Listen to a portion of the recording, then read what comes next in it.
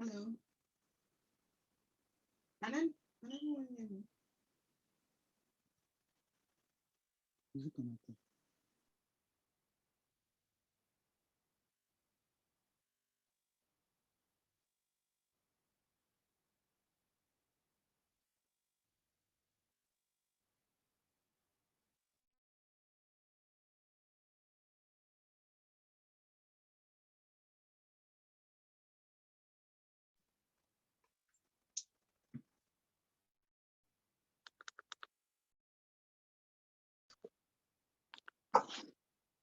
Hello? You can hear me. Okay. Hi, we can hear you. Great. Hello. Hello, good afternoon. We can hear you. Good afternoon, everyone. Welcome back. 1 second. So try your guys. Miss Eve, you're welcome to today's session. Thank you. Thank you. I'm glad to be here. Thank you very much. Read one. Thank you for Julius. Thank you for coming. Good afternoon. Thank you. I hope we can share part of the investment money too. I know, right? Thank you. Thank you. Thank you for having me.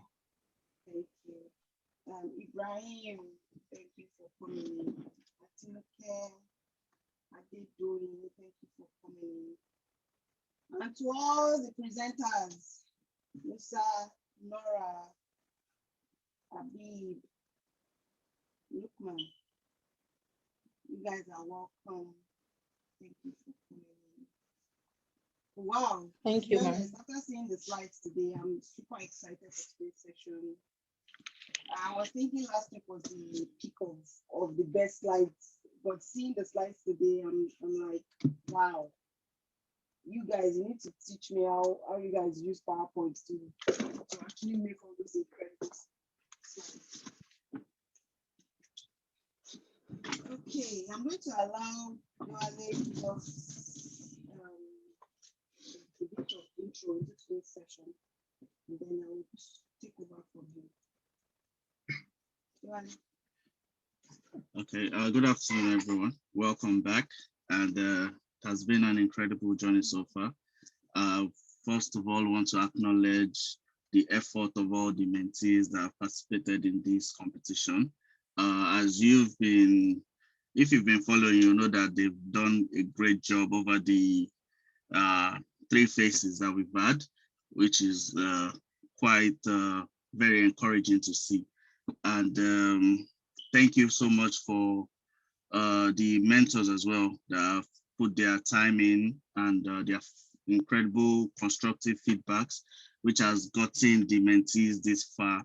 And I've been the one collating the results, and I can tell you that I've seen progress all through the phases, which is what we want to see on this platform, which is great. So thank you for the thank you mentees, thank you the mentors as well.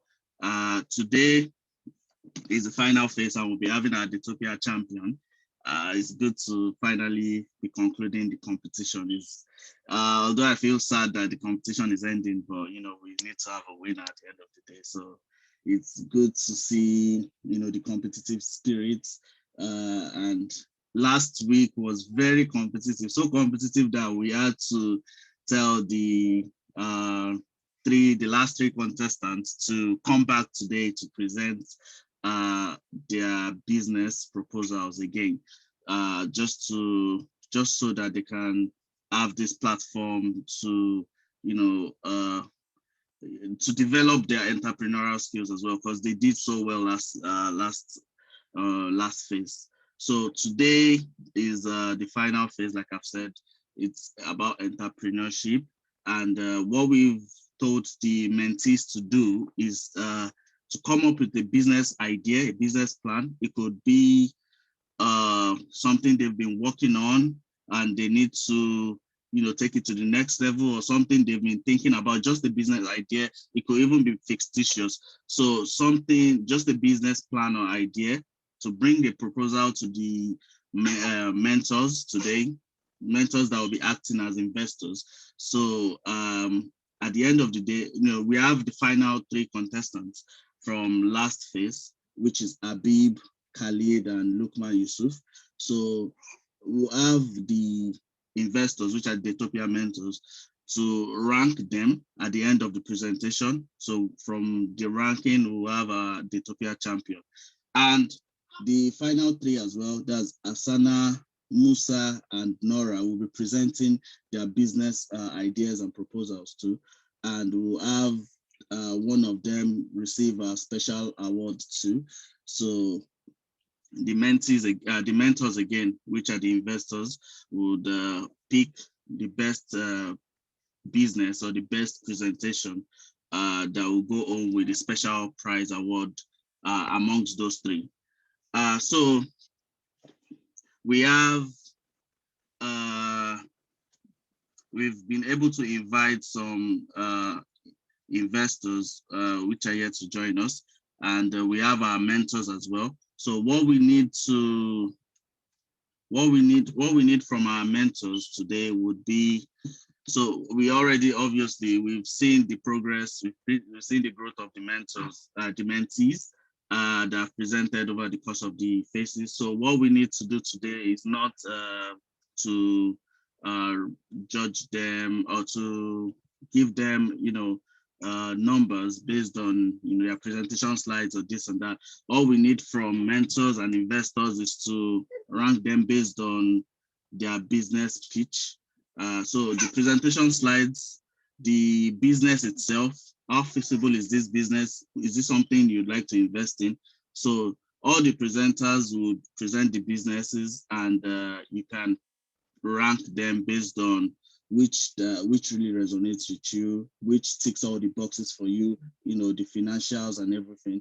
So that's what we want from mentors. So we'll just be having mentors say, to rank them. Okay, this is the first, this is the best business to me, second best and third best. That's all we need. We won't go, and we'll be having, the presenters will be having their immediate feedback after their presentations, their pitch deck. So yeah, that's how it will go. So we'll have the first presenter. After that, all the mentors would give them feedback immediately, and they can ask questions about their business. And then you can judge them based on how they've answered the questions and how they've presented that business idea. And we'll go for the second one and the third one. And eventually we'll round up the ranks, and then we'll announce the winner. So that's how today is going to go. And at the end of the day, we'll have a general conclusion, and that will be it for the competition. So thank you very much again for your time, and everyone that have joined us today, and everyone that has contributed to the progress of the presentation competition so far. So thank you very much. And hopefully this will be a very, very interesting one, as we've had over the past 3 phases. So looking forward to this. I'm very excited about this. So I'll have Dr. Adejumoke host this session, and we'll kick off from there. Thank you very much. Thank you very much, Dewale, for such an interesting intro. Okay, just to summarize on what you have said, so we're going to have the first 3 presenters present, and then immediately after the presentation, each presentation would have mentors ask questions. Mentees can also ask questions if you have any questions you'd like to ask, and then or give feedbacks for that person. So after the first 3 presentations, we have mentors rank them 1, 2, 3. So we bring in all the results, and then we announce the winner. And also then we have the next 3 bring in their presentation, and then we rank them 1, 2, 3 also, and then we bring in our winner. So that's how today is going to go down. Without further ado, I can't seem to hear Do you you. have any questions? Dr. Jumoke, I can't seem to hear you from. Did you hear me? Yeah, but it's kind of far from you. Yeah, you sound far from your mic. So can you guys hear me better now? 1 minute.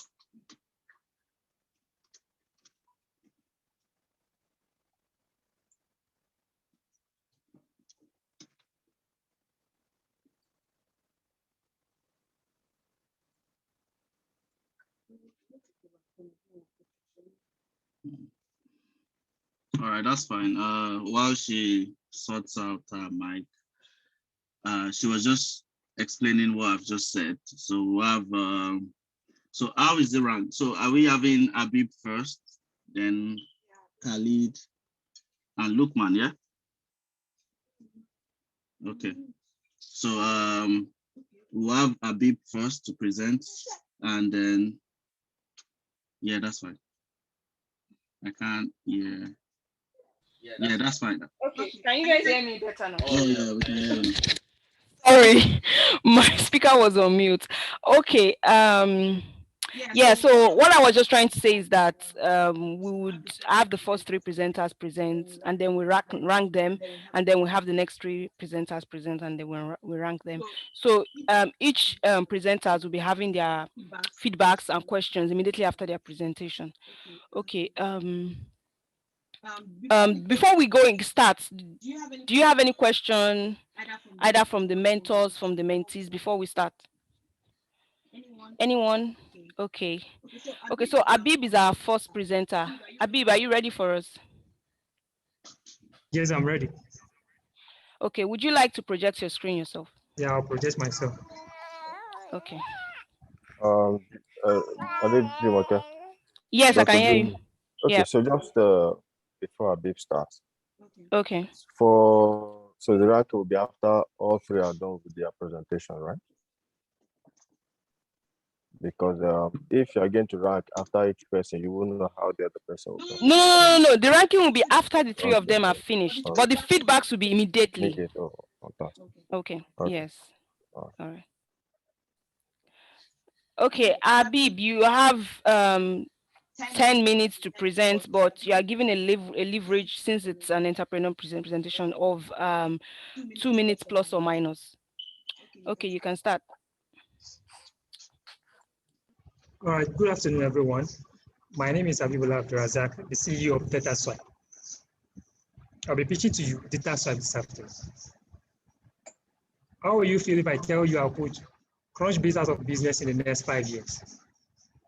In Africa IT space, DataSwipe is the next big thing. According to Fundera and National Business Capital, about 6.5 million business launch annually across the globe, but only few of them enjoy long-term success.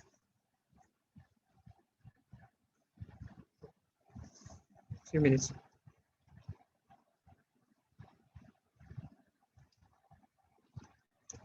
All right, I'll start over again. In Africa, the IT space is fast growing and DataSwipe is the next big thing. According to Fundera National Business Capital, about 6.5 million business launch annually across the globe, but only few of them enjoy long-term success. In 2019, startup failure rates hover around 90% globally, just like it was in the previous years, as a result of limited access to information instrumental to their survival. In 2018, 82% of business failed because of lack of access to information about funding, according to Fundera. And in Africa, about 54% of business failed in 2018 as a result of limited available information. In 2019, the rate of startup failure in Nigeria was about 61%, topping the Africa failure chart. It is obvious access to curated information about business, your competitors, investors, etc. has been at a cost which most of these new businesses cannot afford. DataSwipe has come with a lasting solution.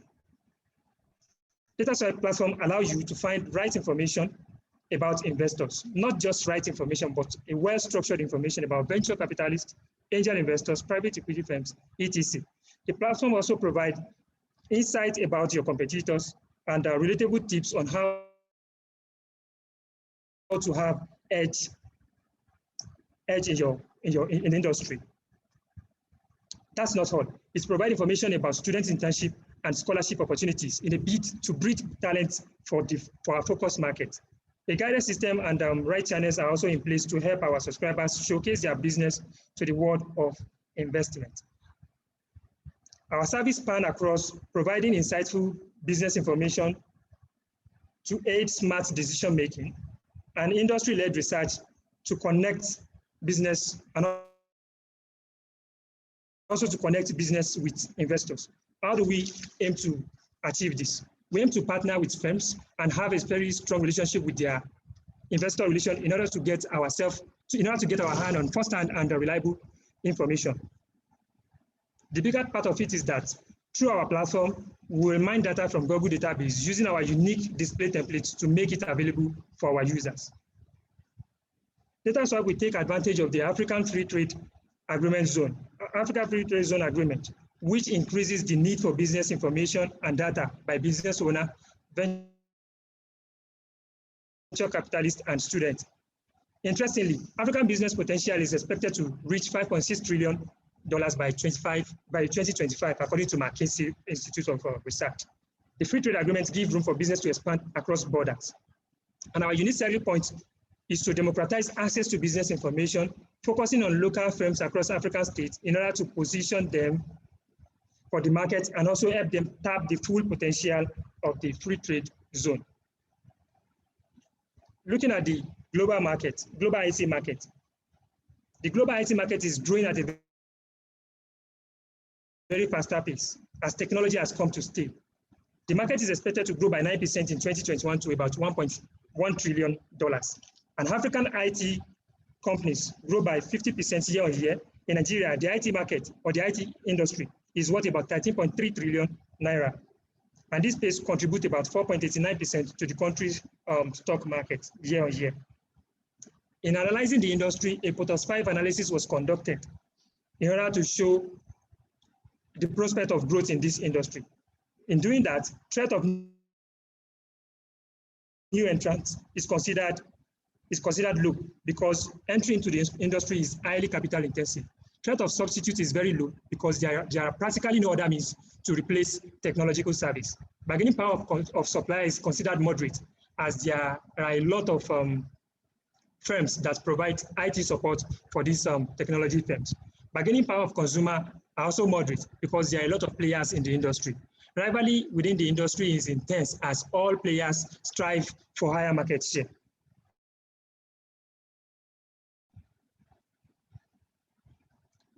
We projected that this industry will outgrow the global economy and DataSwipe will take a larger amount of industry share in the next few years. Our marketing strategy includes enhancing our business distinctiveness and competitiveness, and also making our competitors' weakness our strength in order to upgrade the way information is being disseminated, shared, and gotten.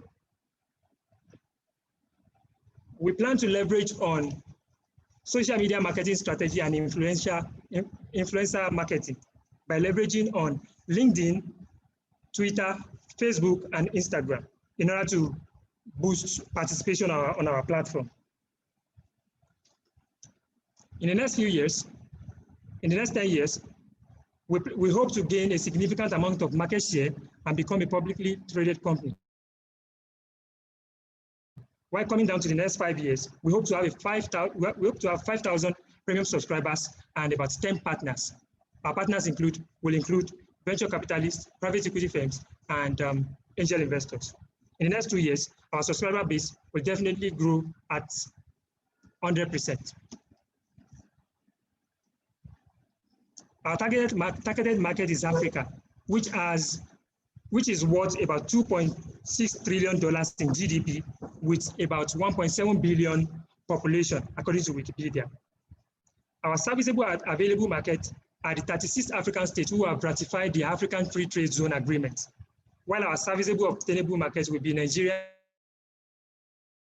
Ghana, and South Africa. Of course, this is not the service is not limited to these countries, but we hope to focus on these 3 countries for a start, given our service capability at the moment.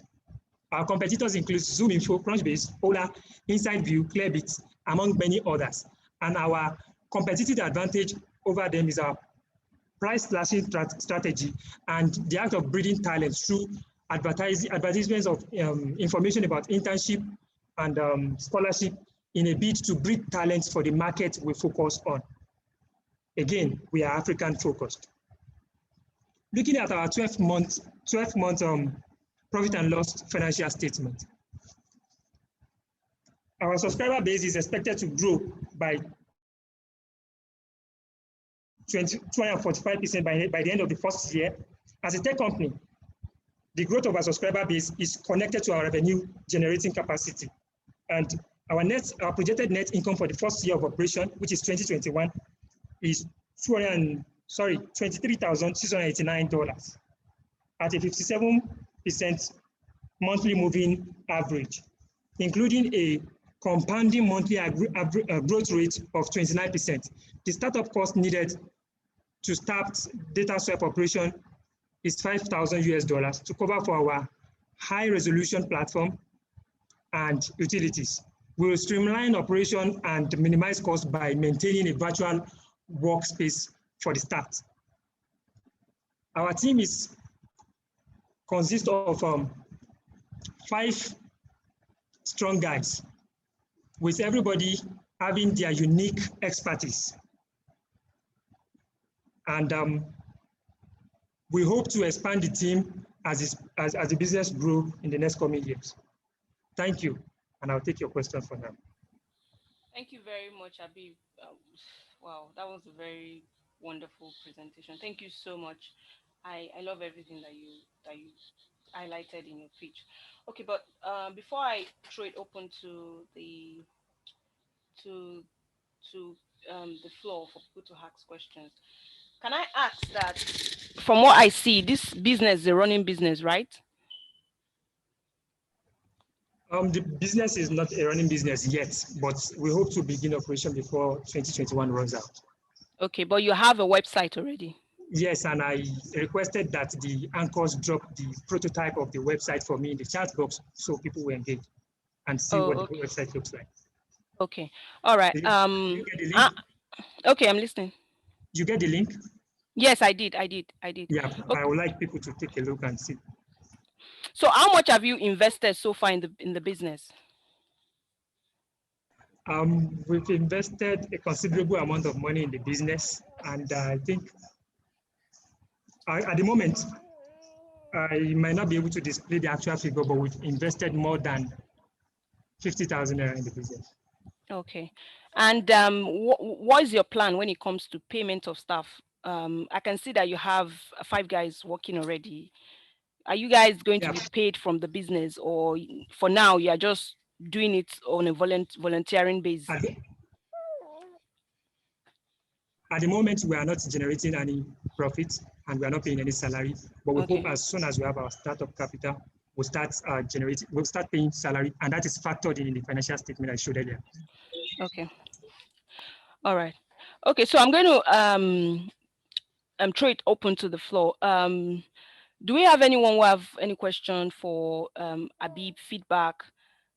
I know Ridwan has, so I'm going to start with Ridwan. Ridwan Giwa. Dr. Jumoke, good afternoon. Good afternoon. Thanks for asking. So Habib, so first of all, well done with your presentation. I looked at what you presented, and it was nice. You know, I would like to commend you for the research that you made. You made good research. I like the fact that you particularly use Porter's 5 forces to do your industry analysis. Then I was hoping that I would see, you know, something around financial analysis, and I saw that at the end of the slides. So well done with all those that you have on the slides. So I don't know if it's because of the time, but there are quite a number of things I would like to, because first of all, the intention of this of the presentation today is to attract investors, right? And for investors, there are quite a number of things I would like to hear for me to show interest in the kind of business they're proposing to me. So I would like to hear things around the risks, things around the activities of competition, things around what gives you competitive edge. Then I didn't hear anything around how you expect to make money from this business, because you only talked about what the cost would be, the cost implication. But for the purpose of this presentation, I'll take the cost as it is, because we're not going to dig into the cost. But I'm not sure you mentioned how you intend to make money from this business. So you've told us what you want to do. You want to connect businesses to investors, but how will you make money from this business? Then so okay, that's one. Then two, because it's a startup and you intend to start, you want to be Africa focused, and then you want to start in 3 countries, Nigeria, Ghana, and South Africa. So, and how do you get funding to even start in these countries? What's the strategy around having presence in these 3 countries? Are you starting from Nigeria first, or you are deploying in those 3 countries at the same time? I hope you understand what I mean. Yes, I get your questions. So that's the second one. Yeah. All right. The other ones, so you have plans to grow from month to month. So the question is, it's easy to say I want to grow by this, I want to grow by that percentage, but I didn't hear any strategy on how you want to achieve that growth. It's not enough to just say we hope to grow, we hope to grow. If I'm going to put money somewhere, I want to know how you intend to grow, see what strategies you have in place to grow, and see if they are feasible. So if you can throw more light on how you expect to grow the business in terms of the strategies. Then for your pricing strategy, I would have, asked, when you were doing your industry analysis, you mentioned that you have competitors, right? So if you as a new company wants to come into this business and you don't have enough funding, I don't know how you intend to gain competitive edge by giving low pricing, because these other guys, they have deep pockets, they have more money than you. If you go low, they go lower, then you go out of business, right? So if you are going into business, it's not always the best idea is not always to give the cheapest price, because these guys, they have deep pockets and they can run you out of business. Yeah. I hope you understand what I mean. Yes, I get so it. Yeah. So if you can talk around that as well. Then your monthly growth rate of 29%, finally. The monthly growth rate of 29%, how did you achieve that, and how reasonable do you think it is? Don't you think it is quite high and it may not be realistic? So I'll stop and then let others take their questions. All right, a very quick response to the questions. So I see that some of the questions are intertwined, and I would like to answer the question about the revenue generation capacity. I mentioned that as a tech company, our growth is proportionally linked to the growth in our subscriber base. That is linked with our revenue generating capacity. So I mentioned that our subscriber base will grow by 245% by the end of the year. We're starting with 500, and how we intend to grow that is through the marketing strategy we adopt. During my presentation, I mentioned that we're going to leverage on social media marketing and influential marketing strategy. And today I believe that is the most common marketing strategy deployed by even the Fortune 500 companies in order to grow their new products.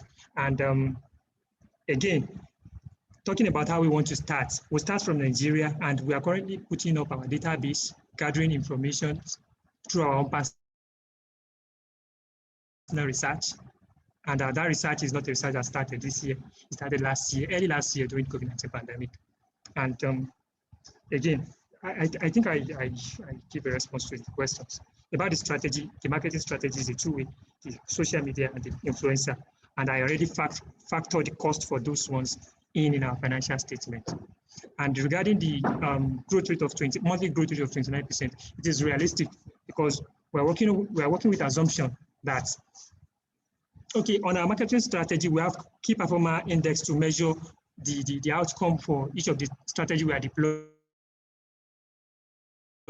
and the growth in our subscriber base is realistic given previous experience using this method. So that's why we moved it with 25%, 29% month-on-month growth. Thank you very much, Habib. Okay, Mr. S.A. Awosonya, you have a question, sir. Yeah, I want to quickly mention this so that it will guide others. What you are supposed to do here is to tell us how this business will be done and will be profitable. What I have seen, you have beautifully done your research and you have shown us that there's a vacuum. This business, if invested on, will have a place and there's growth in the business. But you have not actually let us understand how you want to move in and make it profitable and encourage people to come and join you or probably to invest in this business. Emphasis should be more on, like he said, what is the risk? What is the future of this business? If people invest in this business, you are telling us that over time, it can grow and it will stabilize. But within that period of time, how do you want to manage it, the sustainability between now and those period of time we are talking about? I think when you start a business, your proposal should be, I want to start in Nigeria. These are my proposition. When I stabilize in Nigeria, I will move to Ghana. When I stabilize in Ghana, I'll move, because starting in 3 countries, in Nigeria alone, the human capital that is necessary for you to be able to do this business is important to you. And you have to consider yourself that you are just coming up. Will people be ready to give you access into their investment portfolio? Will people be ready at the first and the second year to come into your platform with all their financials and all their details? A new company, they will still be skeptical. So your growth rate should be more liberal. And you have, maybe they will still give you 5 minutes while others are presenting, so that you look at this and show us, how do you really want to come in and make people, how do you convince people that this is a business you can go into? I think that's what we want to hear. Thank you.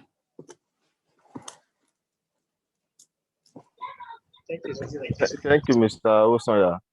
So thank you, sir. I mean, thank you for chipping in. So why you want to respond, Habib? I just wanted to talk on 2 other things that I mentioned before that you didn't respond on. Because it's a new company and you guys don't have the funds. So I asked, how do you intend to secure funding for the business? Then what are the risks you see inherent in this business and how do you want to mitigate them?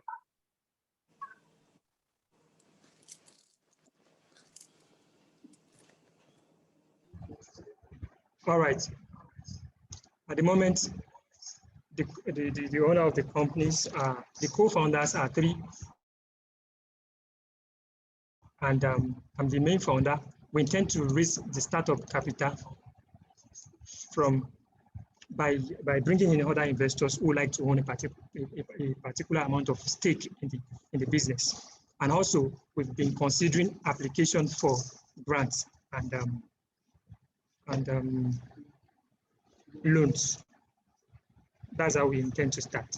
As regards to the risk attached to this business, the Nigerian policymakers are the highest factor that poses risk to the business, given the fact that we want to start in Nigeria at the moment. So a way to mitigate that is to ensure that we have a legal consultant who will ensure that we comply with all regulatory requirements and we do not violate any. Okay, Yeah, Habib, sorry, let me just quickly say this. I'm assuming this is a new business. I can see that your there's still a lot of work that needs to be done on your financials and all that. But let me ask you this question. Since it's a new business and you yourself cannot evaluate the risk of the business, and let's say I like you, I like the business idea, and I'm willing to invest, how much percentage of your company are you willing to sell out?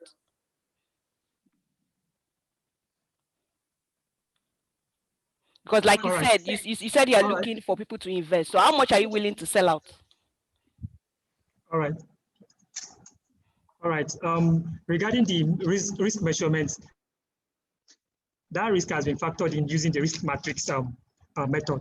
So regarding the amount we want to give out for the startup cost of $5,000 US, we'll be giving out a stake of 20% to anyone who will give out the $5,000 US. Okay, Abib, that was a really nice presentation. My presentation slides were really nice.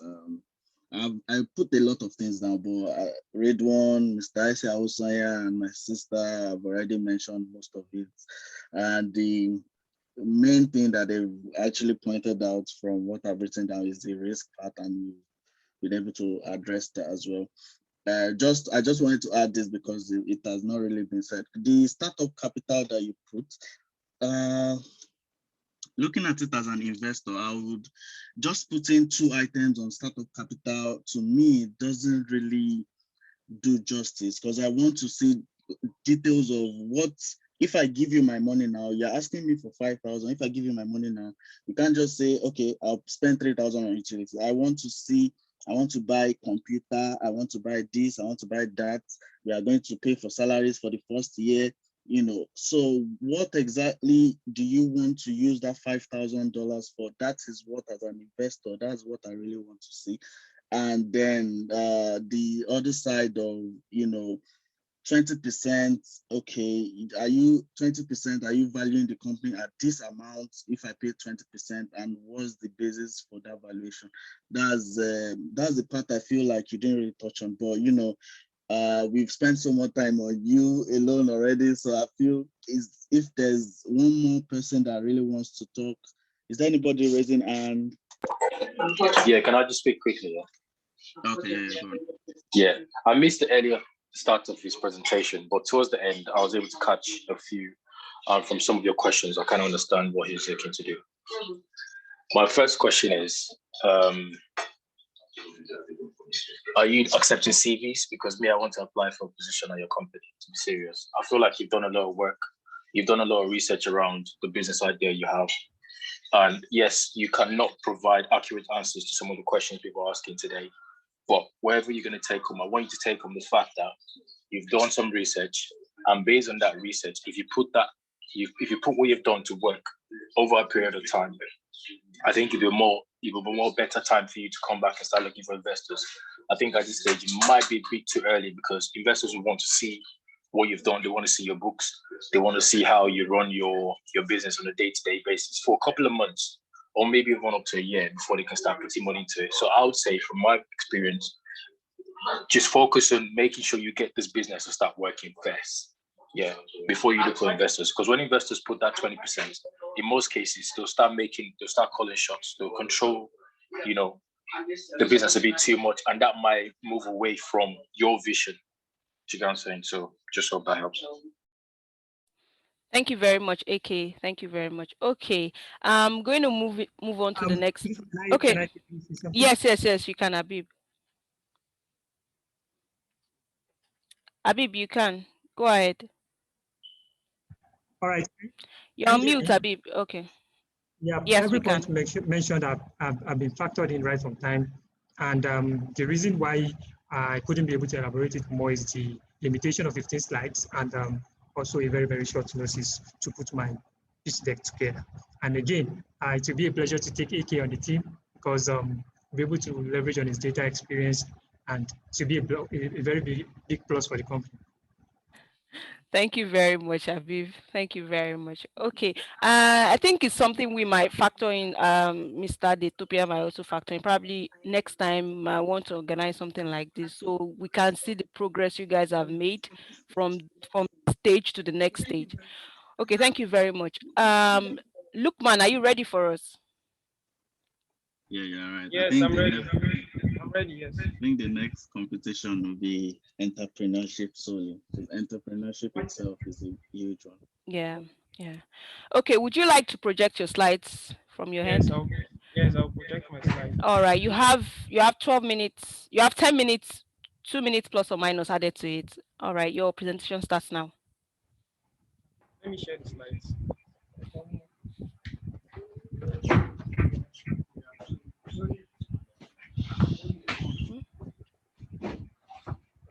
Look, Mona. Someone is what?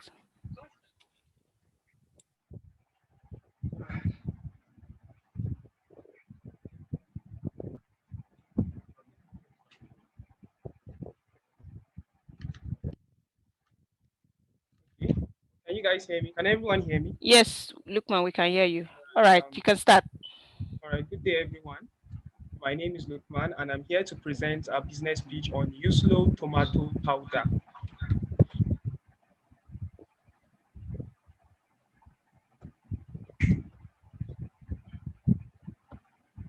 Okay, tomato, also known as tomato in Hausa, tomati in Yoruba, and tomato in Igbo, is probably the most commonly consumed vegetable in the whole of Nigeria.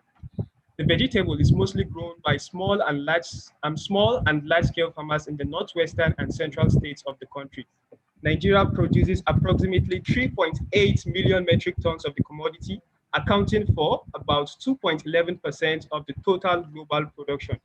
However, Nigeria exports only 450 metric tons annually. According to agriculturenigeria.com, over 65% of Nigeria's tomato production is lost to wastage and spoilage due to lack of storage facility, poor handling, and transportation. This situation has led to an import bill of $16 billion annually in the importation of tomato paste, which makes up for the shortfall in local production. In addition, it has also led to a spike in the cost of tomatoes outside its seasons, leaving the vast majority of Nigerians to undesired hardship. Our solution: Uslo is embarking on a mission to reduce tomato wastage in Nigeria by providing hygienic, quality, and affordable tomato powders to income earners of all classes. Dried tomato powders provide an excellent way to preserve nutritional content and reduce weight and volume for storage and transport. In the course of our research, we studied the practice of tomato sun drying from the Italians. We also examined the FAO intervention in Nubari, Egypt. The intervention adopted the sun drying technique to help reduce tomato wastage in Egypt by 50% and also enable them to improve exports.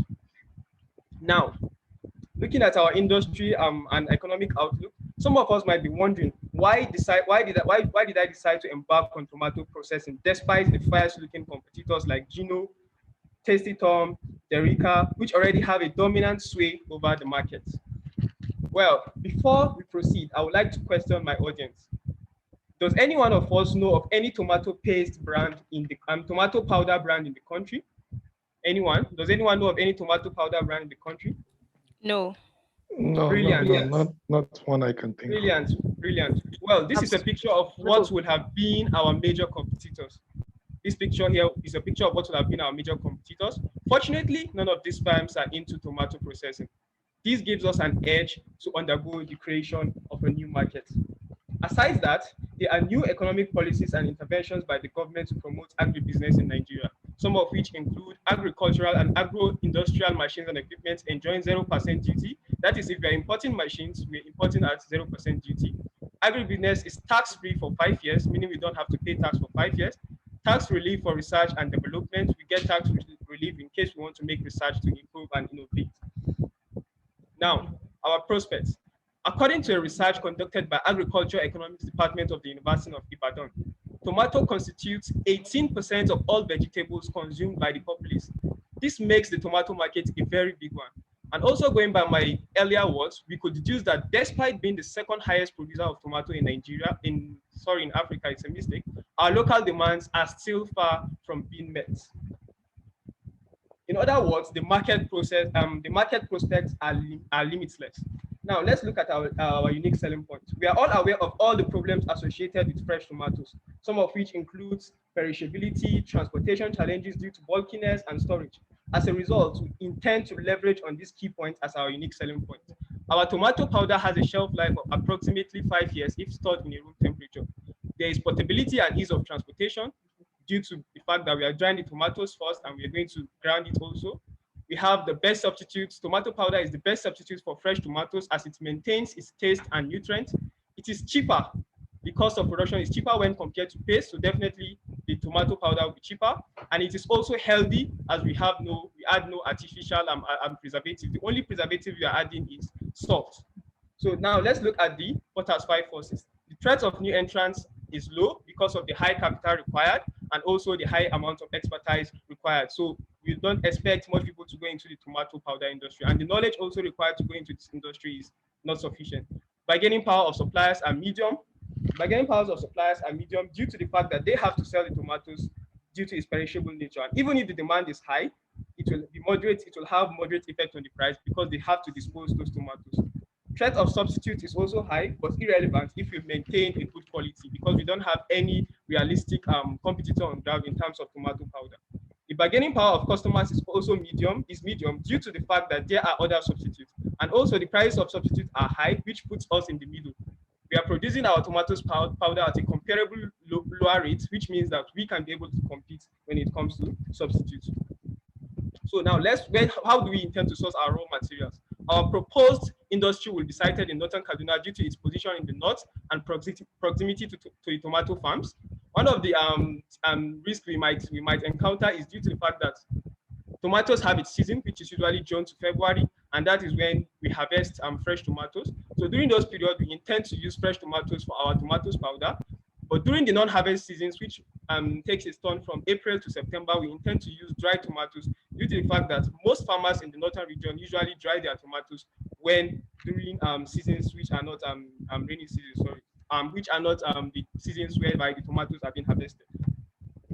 So how do we pricing and packaging? We intend to use our pricing and packaging strategy to get customers, and we aim to target both the low-income earners and the elites. We hope to do this by creating options for different range of sizes and packaging, allowing customers to select their preference based on their purchasing power and current needs. So we have different quantity packages which will favor different classes of customers, like the students. They usually purchase something they can use in small quantity for one time or for twice. So we have the 50 gram, 120 gram, 350 gram, 500 to 1 kg, depending on the customers. So our financials, we look at the expenditure, what it will cost us to run the business for 1 year. We looked at the cost of the tomatoes, transportation, logistics, payment of wages, and many others too numerous to mention. We also look at the income we intend to generate in the harvest season, which is the tomato season, which is 3.859 3,859,200 naira. And we also look at the non-harvest, which is 6.5 million, due to the fact that we are purchasing the dry tomatoes cheaper rates at a large quantity. So the startup cost is also here.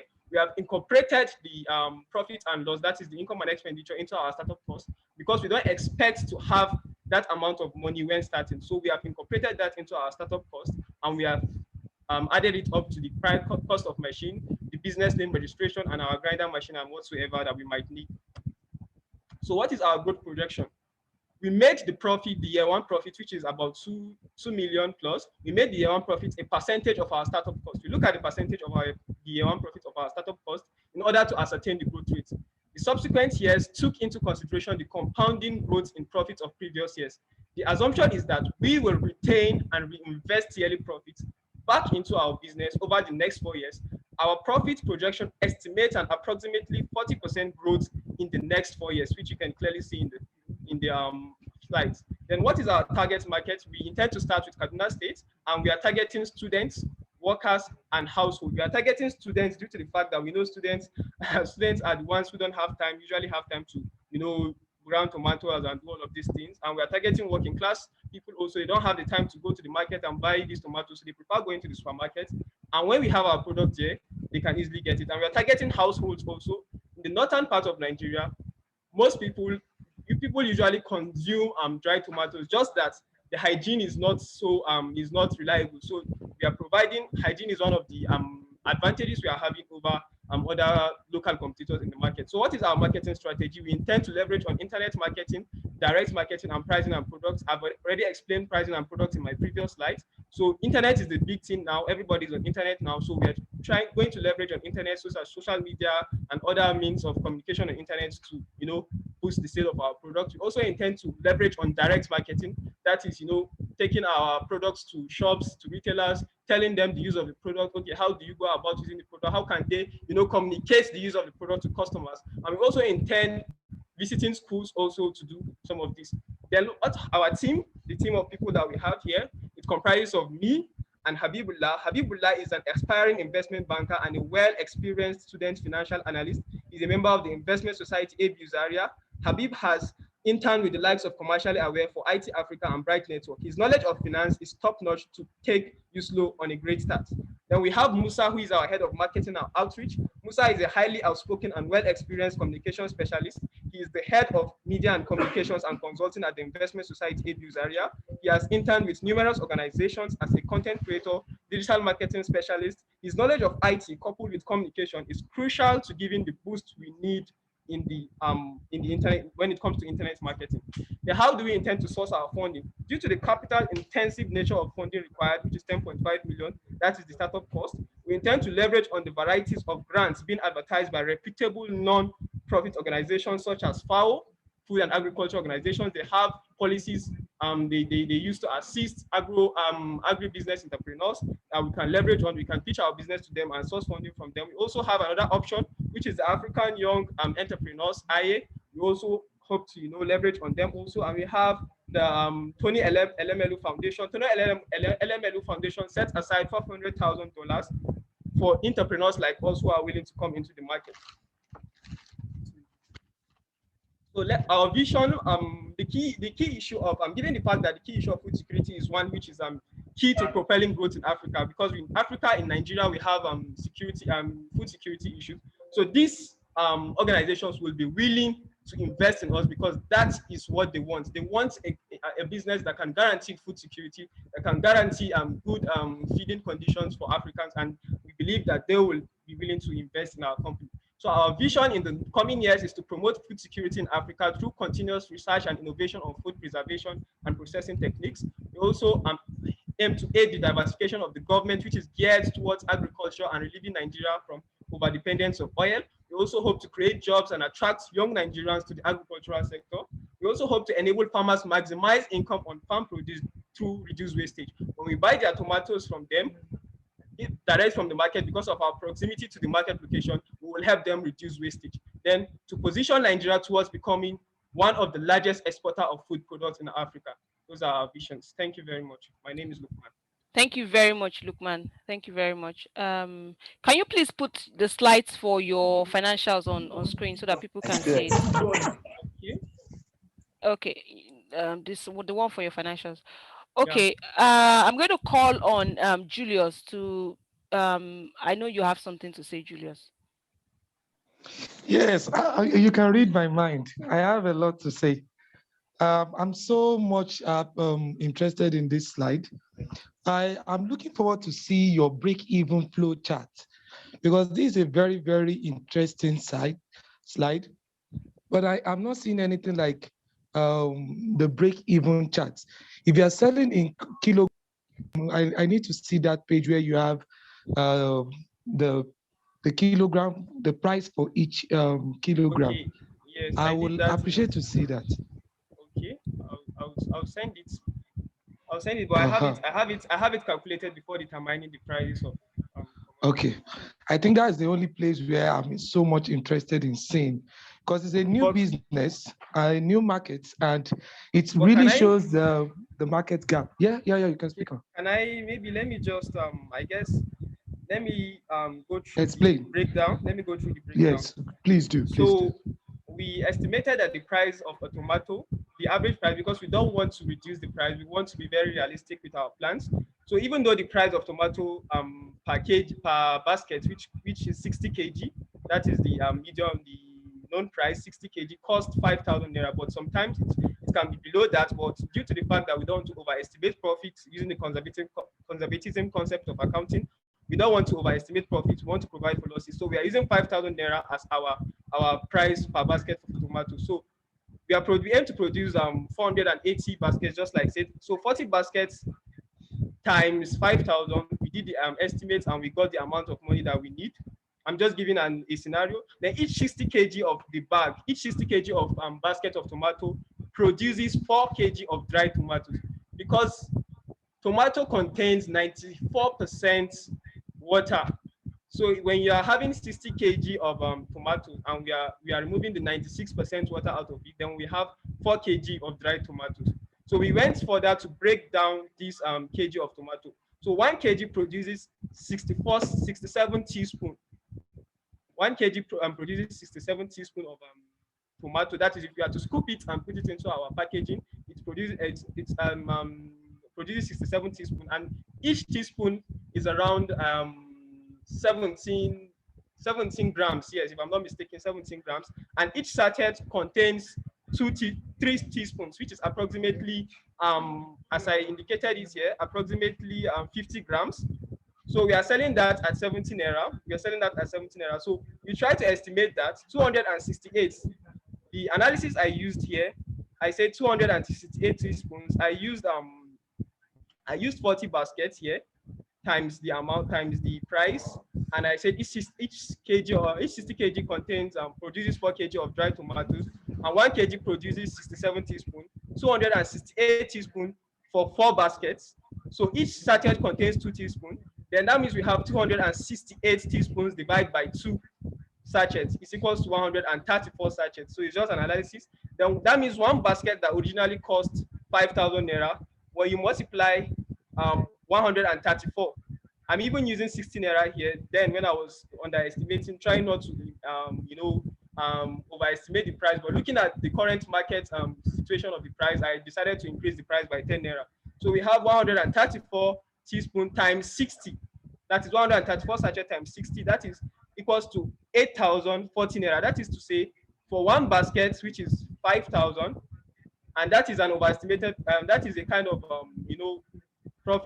price that we just make the price at 5,000, even though we know it might be below that. So for 5,000, we are going to make 8,040 naira. So for each basket, we are going to make 8,040 naira. We invest 5,000 and make 8,040 naira, which we very well know that it will be less than that, because 5,000 is the price of tomato per basket. And when we are buying in bulk, definitely it will be cheaper. And we are buying, since our factory is located closer to the farmers, we'll be able to get it at a cheaper price. So 1 acre of land, we did a lot of estimates, but I think I'll stop here. If there's need for me to screenshot, I'm impressed. I'm impressed. Okay, Lukman, quickly, Atinuka is asking that how do you plan to maintain the quality of standards if you are using different ingredients, like i.e. the fresh tomatoes versus the dry tomatoes? Can you quickly answer that? Yes, we are going to arrive at the same actually the same results, because the fresh tomato will also go through the process of drying, and we made analysis of sun drying, which method is more preferable, sun drying and the dehydrator. Although we decided to go for dehydrator due to the fact that rain might fall and stuff like that, and we might not be able to, since we are starting small, we are not starting big, we might not have the facilities to cover up for all of that. So we decided to go for dehydrator. We also estimated the cost of the machines and everything in our financials. So we are going for the dehydrator, but whichever way we go through, it's still going to arrive at the same result, because the tomatoes, we are still going to dry it before grinding it. And the farmers have already dried it for us, so we are just going to purchase it from them. And it's more cheaper to even purchase from them when it's dried than to even buy it when it's fresh. But we want to be very realistic. That is why we look at the harvest season and the non-harvest season. So the harvest season, we are going to get it at a cheaper rate, but in the non-harvest season, we are going to get it for a price bit higher. That is, let's look at it this way. When we have one basket of fresh tomato, and it goes for, let's say, 5,000, you understand? And we have one basket of dried tomatoes and it goes for 10,000. But one basket of dried tomatoes contains about 3 or 4 baskets. Let me just use a scenario: 3 or 4 baskets of fresh tomatoes. So now imagine we buying it for 10,000 and we buying that for 5,000. So we are going to make more profit from the dried tomatoes. So it's all going to have the same result. Whether we use fresh tomato, we are going to arrive at the same thing because it has to pass through the process of drying. Thank you, Lukman. Yeah, I got a quick question. Sorry, Dr. Yusuf. Okay. Yeah, go on. First question is, what is the shelf life for dry tomatoes? How long can you have on the shelf in shops? When you preserve it well, it can last for approximately 5 years. When it's well, that is why we are using the sachet. The sachet size, we took all of this into consideration. Our sachet is probably for a one-time use or a two-time use, so you don't have to store it for long. But the jar, you will see the jar, the image is on the screen. When the jar is well tight, it can last for 5 years as long as it's kept in room temperature. It will last for 5 years. Okay. Do you guys have plans on how much a storage location like that will cost and how to keep your produce before you sell them off? Yes, that is why we in our financials we included money for what they call it, for renting. So we looked at the analysis of costs that it would cost to rent a house in Kaduna, just a portable, let's say a 2-bedroom or a 3-bedroom flat, and it cost us around 400,000. Is there in the analysis? We included that in the analysis, and so that will be our storage. Since it just needs a room temperature, it doesn't need any special temperature to store the tomato. As long as you have a fairly normal temperature, just like the body temperature, then the temperature that the body can accommodate, you can store your tomatoes without any issues. Okay. So what's your target sales location? Where do you target to start selling your produce first? Yeah, our target market is Kaduna, but we aim to start targeting schools. That is taking it because we have lots of shops here in ABU's area. Currently, a sachet of tomato goes for 150 naira, and this has led many people not to even patronize these tomatoes nowadays. People now use red oil to give color to their rice, which is something we want to see how we can change, and that is why we are looking at if we can bring these dry tomatoes here to ABU's area. I'm very sure, based on the way things are going, I'm very sure that because I even spoke to some of my friends concerning this, and they are well interested in that. If the dry tomatoes can come, they will definitely patronize it because of its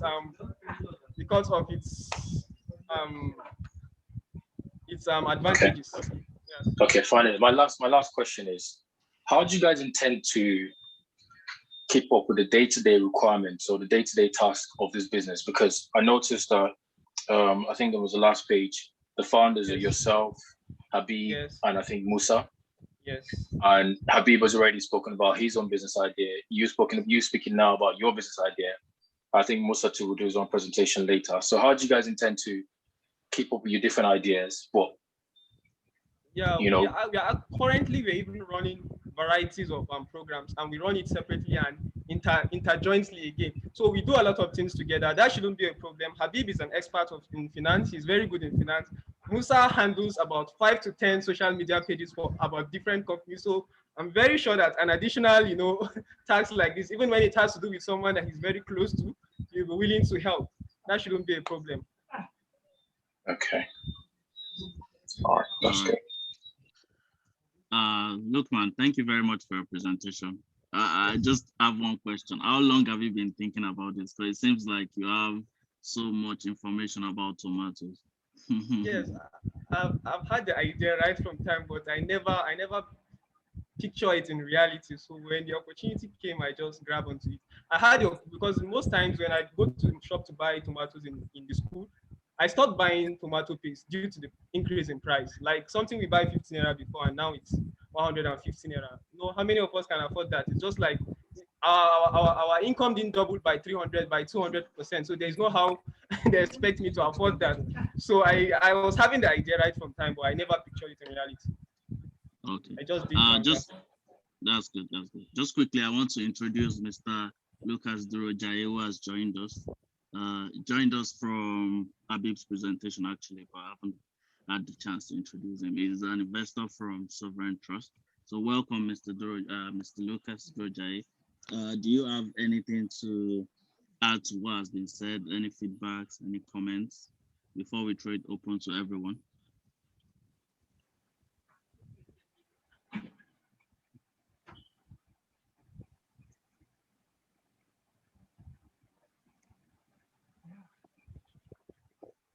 Okay, while we're waiting, Mr. S.L. wants to start. Hello, can you hear me? Yes, I can. Okay. Yeah, it's been very encouraging, and I really feel so privileged to have attended this your presentations today. It's all about looking forward, looking at the future.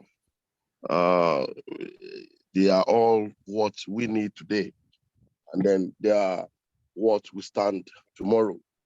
And then not only that, you consider all factors that will make a good future, which has to do with the economy, and then all other negative factors too, affecting the country, especially the security situation. So it's quite very encouraging. I'm enjoying myself. So I will still go ahead to listen to more before I make my other comments, maybe written to all of you at the end. Thank you for inviting me.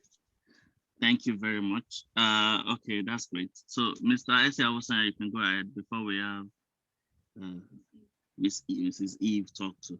Yeah, you can go ahead. My question is just that from all his presentation, which is like the question you asked, he has been on this thing before. It's not something he's just doing because if it's something he's just looking at it, it wouldn't be so flair and fluent like this.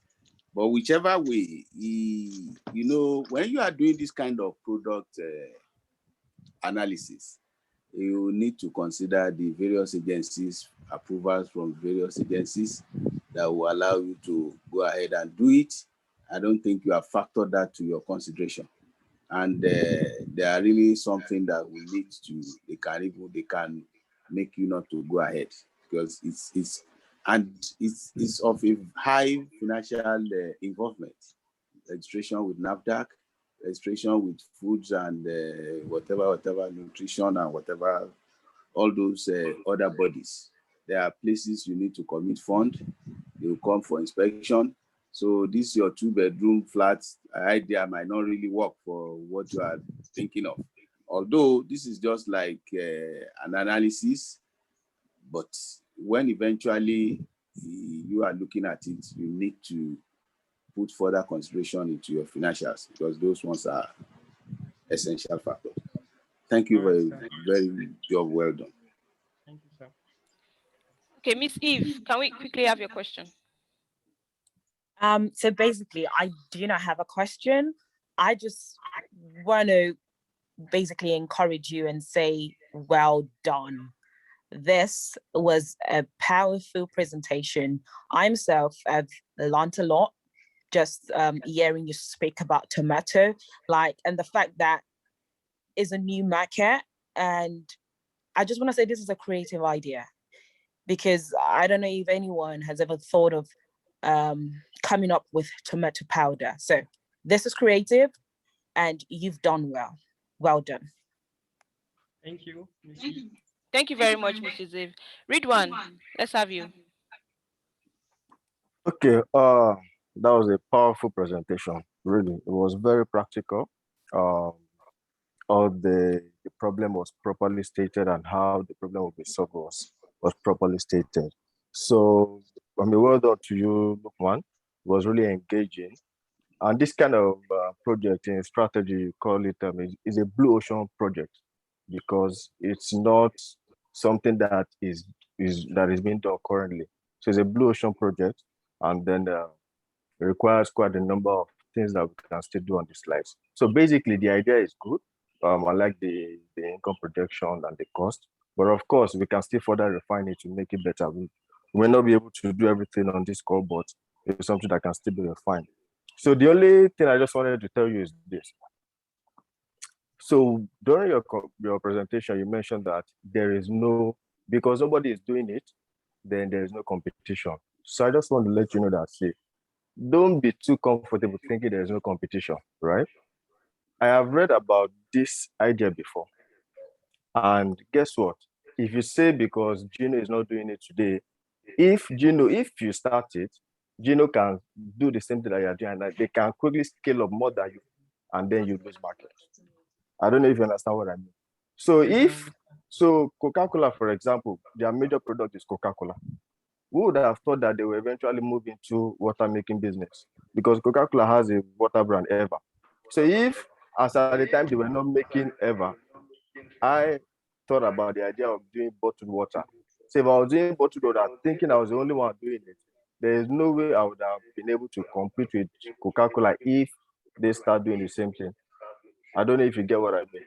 So Yes, the point is just that don't think because nobody is doing it now, there is no competition. There is competition. And if these guys eventually get into the same business, of course, you can't compete with them. But I love the idea. It's something that I'm very, very much interested in. And hopefully we can have further discussion on it. Well done, Lukman. Thank you very much, Ridwan. Thank you very much. Okay. Lukman, well done and good luck. Next presenter is Khalid. Khalid, are you ready for us? Would you like to project your screen yourself, or you would want us to project it from our hand? I would project my screen myself. Thank you. Okay. All right. Okay. You can share your screen. All right.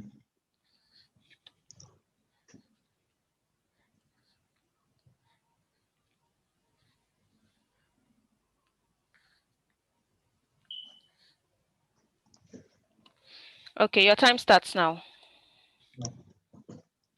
Hey everybody, my name is Abdulkalit Salihu. I'm a student of economics, and today I'll be pitching a business named Upnot Storage Facility. So it's a little bit more of a personal experience. I would begin with telling a short story of how the idea of building a storage facility popped up. So on a norm, sometime in 2019, I resumed school, and the first thing I usually do is to get my foodstuff ready, and I have a budget already right from home. And then I go to the market, and usually I'd make use of sachet tomatoes because it's packaged and it saves you time, and the stress of going to grind raw tomatoes and storing it, it's pretty much difficult as a student. And so I realized that the price of sachet tomatoes has inflated by, I think, 100% from the initial 15 naira. It had grown to 100 naira, which is like 100% hike. And so that was obviously a disruption in my budget. And quickly, I thought of switching to making use of the raw tomatoes. I got to the market, and the same thing about the tomatoes too. The price has inflated by about, say, 60 to 70%. And that was a huge disruption for my budget. And it got me thinking, and this led me to do a research as to why the price increased and how I could better solve this problem. And so while I did my research, these were my basic findings. In Nigeria is the second largest producers of tomatoes, producing about 2.3 million tons, which has grown from 1.8 million tons 10 years ago, and it has grown at a rate of 25%. The growth in production was largely due to increase in the use of land. And so Nigeria consume an estimated 2.3 million tons of tomatoes, which basically means that if we are producing 2.3 million tons and we are consuming 2.3 million tons or so, meaning the production is sufficient enough for the consumption. But then there's a huge problem. Reading further, I realized that about 1.3 million tons is wasted, which is about roughly 45 to 50%. It's more of an argument. According to FAO, it's about 1.3 million metric ton, but then a research by PricewaterhouseCoopers estimated about 45% of the 2.3 million ton getting wasted. And so due to this wastage, they are not able to meet demand for tomatoes, and this leads to importation of tomato paste, which brings about pressure to our forex, for our foreign exchange. And then I dig deeper to see the effect on this 45% wastage on the Nigerian market of tomatoes, individuals and companies as a whole. And these are my findings. Just the 45% that is missing, that is wasted from tomatoes. It's the first sort of effect it has is loss to farmers. So when farmers lose their tomatoes, it triggers cost of production the following year. And when we talk of production, there are just two factors of production: labor and capital. And so it brings about idle resources, which is bad economics on its own. And on the aspect of labor, it brings about unemployment because they have to reduce labor as they are cutting off production, and reduce unemployment. Increased unemployment brings about poverty issues. When you look at it from the other angle, when there's about 45% wastage, it brings about scarcity in the first place. And when there's scarcity, there's food insecurity. And when there's insecurity, it brings about, okay, in addition to food security, processing companies, individuals who process raw tomatoes into sachet tomatoes and the likes, they exist the company because they don't have sufficient supply of tomatoes. And then this brings about increase in prices, which we all know as inflation. And when this happens, we tend to import more of sachet tomatoes, which brings about pressure to our foreign exchange levels in Nigeria. And then I dig deeper to find out why there is a large, about 45% waste in tomatoes production. It's attributed to two main things, which is on the value chain, which is basically on the value chain, which is poor storage facilities and poor transport system. These are the two major reasons why we have that large extent of wastage of tomatoes, which affects our demand. And so to fix the value chain, I thought of a better approach is to fix to bring about storage facilities. Having read the report and analyzed the market, the opportunities which I identified are as follows. The problem is not the production, because really there's sufficient production, and it's also not consumption because there's sufficient consumption as well. In 2016 and 2017, Nigeria imported 360 million worth of tomato paste annually, which is obviously a negative effect, no, not a negative effect, rather more pressure on our foreign exchange. And looking at the current situation of the country where we have shortage of foreign exchange, it's a negative effect. On the other hand, federal government initiated the tomato policy in 2017. This policy was to increase tariff of importation of tomatoes from 5% to 50%. And moving further, before the policy was implemented, the industry experienced the exit of many industrial tomato processors, which was driven largely by shortage in sourcing of fresh tomatoes. Now, this is just like an opportunity identified, and as an individual with a heart for the society and a head for business, don't you think it's a good idea to fix the Nigerian value chain, tomato value chain at a profit as an investor?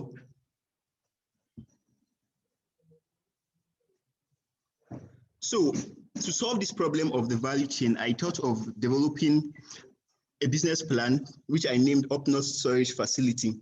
Up-North Storage Facility is a storage facility comprising of a double 10 feet by 30 feet, which is approximately 5 to 7 bed space of a cold room. It is solar powered. It can store approximately 57 tons of tomatoes, which is about 1,500 baskets. These estimates were sourced from the builders of Cold Room, which is Collab Nigeria Limited. To develop this idea better and to scale, I talked to some of my friends. I personally, I'm a corporate finance enthusiast. I'm pretty much good with corporate finance. I worked with venture capitalist firm for 2 years and investment banker for 1 year. So I have large experience when it comes to sourcing of financing.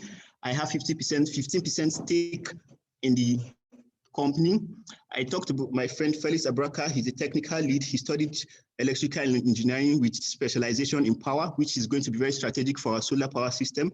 He worked at General Electric for 2 years and he contributed about 40%. He owned 14% stake of the business. Alongside Ibrahim, a technology expert who worked as a dealer for 2 years. He has 12% stake and he's pretty much experienced with programming and UI UX design. Victoria Adedoyin, a friend of mine, she is a student. She's a graduate of biology. She specialized in botany, a strategic move towards understanding how best to store tomatoes for a longer period so it doesn't decay. And then she works with Institute of Agricultural Research for 5 years. She owned 10% stake. And Miriam Buka, who served as a marketing lead. She has a BSc in marketing. She worked with Flow Mills Nigeria marketing department for 3 years and she owned 90% equity stake. Talking about my growth strategy and plan, for the short term, the focus will be more of just storage facilities, and within 1 to 3 years, we build expertise on storage facilities.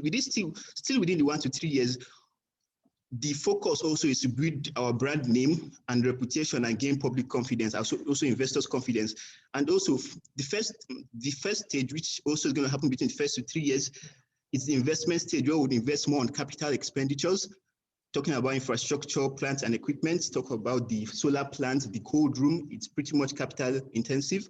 And then still at the same time, we would source for financing from venture capitalists, individuals. And within this period, we don't expect large margins, because usually in business, we don't expect large margins in the first few years. And for our medium plan, we would diversify from not just storage, we will expand our scope to just purchasing these tomatoes. And then this will happen between 3 to 5 years timeline. And then our long-term objective is to engage in not just storage and purchase, but also processing of tomatoes to more like tomato paste and the likes. Our target market, it's rural tomato farmers in Kaduna. That's how we are going to source our tomatoes, which we are going to store in the cold room. The characteristic of our target market is that they are non-educated, because they are rural farmers. They are non-receptive to advice, and they largely embrace trust. If they trust you, it's difficult to lose their trust with you. And then my business strategy regarding this is to engage in education, low pricing, and link buyers and credit. And I'll explain. For education, we could engage the rural farmers in education on how to scale their products, particularly how to scale their products, and we'll entice them with low pricing to store their tomatoes. And then we will be able to link them up with buyers. So it's not just about storing these tomatoes, we provide buyers for them, as well as sourcing sources of where they could get credits to scale. Now we'll look at the financial part of the business. The total capacity of Up North storage facilities is 1,500 basket of tomatoes, and the price of storing each basket of tomatoes is 2,000 naira per basket. In a week, we have 7 days. In a month, we have 30 days. And for a month, when we look at the year as a whole, when you look at the number of the extent at which individuals harvest tomatoes, it differs. There are some months which they are high yields because of the season, talk of rainy season, and there are some periods where you have low yields because of rainy season, lack of rain also. But then we see that there are some individuals who engage in irrigation farming rather. And so we estimate that for 7 months, there will be very much high supply of tomatoes, and for 5 months there will be relatively low supply of tomatoes. And so we expect that number of baskets received in a month is 750 baskets. That's for the month where we expect the active month where we expect to be high supply of tomatoes for storage. And then for the month where we expect less tomatoes for storage, we expect 500 baskets of tomatoes. And this, for in a month's times the 2,000 naira per basket of tomatoes for storage amounts to 1.5 million naira. And for the less active months, we expect 1 million naira. Now, this just for the revenue experience. And for the year, we expect a total revenue of 2.5 million naira. When you look at the startup cost is pretty much large because it entails large capital to fix the facilities. So we got in touch with the company who specializes in building of cold room, and we propose a 2 cold room, which is about 2.5 million. And for each cold room, which is a total of 5 million for each cold room. Solar plants, which is because our plant will be powered by solar, it's not sustainable to depend on the national grid. Each solar plant costs 20. Each solar plant, which generates about 350 watts, will cost about 15,000 naira per panel, which 20 units will be about 300,000 naira.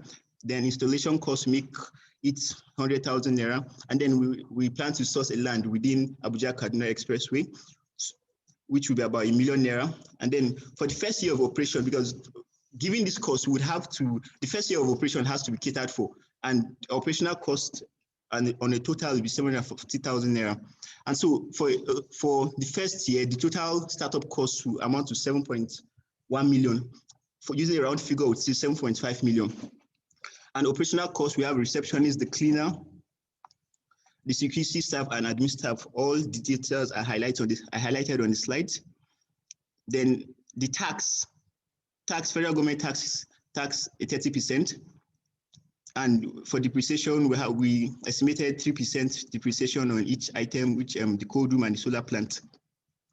So for the forecasted financial statement for the year, our total revenue for the first year will be 2.5 million, just like I highlighted earlier. And our total cost of sale, which is made up of maintaining cost and general expenses, which sum up to 20,000, and then our gross margin will be roughly 2.4 million. Operating expense, like I highlighted earlier, is 740,000, which bring our EBITDA margin to be 1.7 million. Estimated depreciation 159,000, and then our tax, which make up 474,000 at 30% of earnings before interest and tax, which make us arrive at a net profit of 1.1 million naira. The following year, we expect to increase in scale and popularity, which will increase our revenue to 2.7 million and a net profit of 1.2 million, respectively.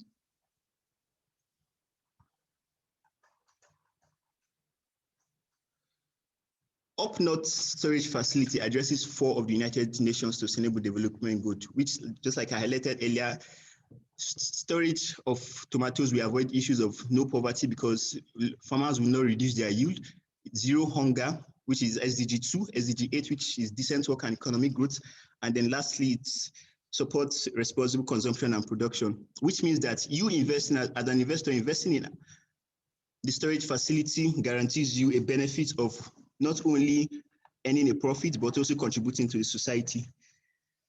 Thank you very much for listening. Thank you very much, Khalid. Thank you very much. That was very well done. Good job. Okay. Yeah, I'm going to call on Professor Bolajoko.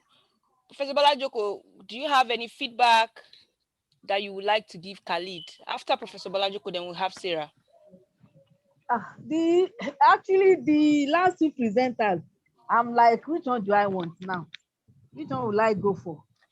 Both of them have really done their own work, but because in between I was losing focus, I would have loved to ask that this storage thing. Okay, when the tomato is stored in the cold room, are they going to be selling to users as frozen tomato like that, or what? Okay, thank you very much for the question. For the short-term plan, we didn't want the first 3 years. The focus is just storage of tomatoes.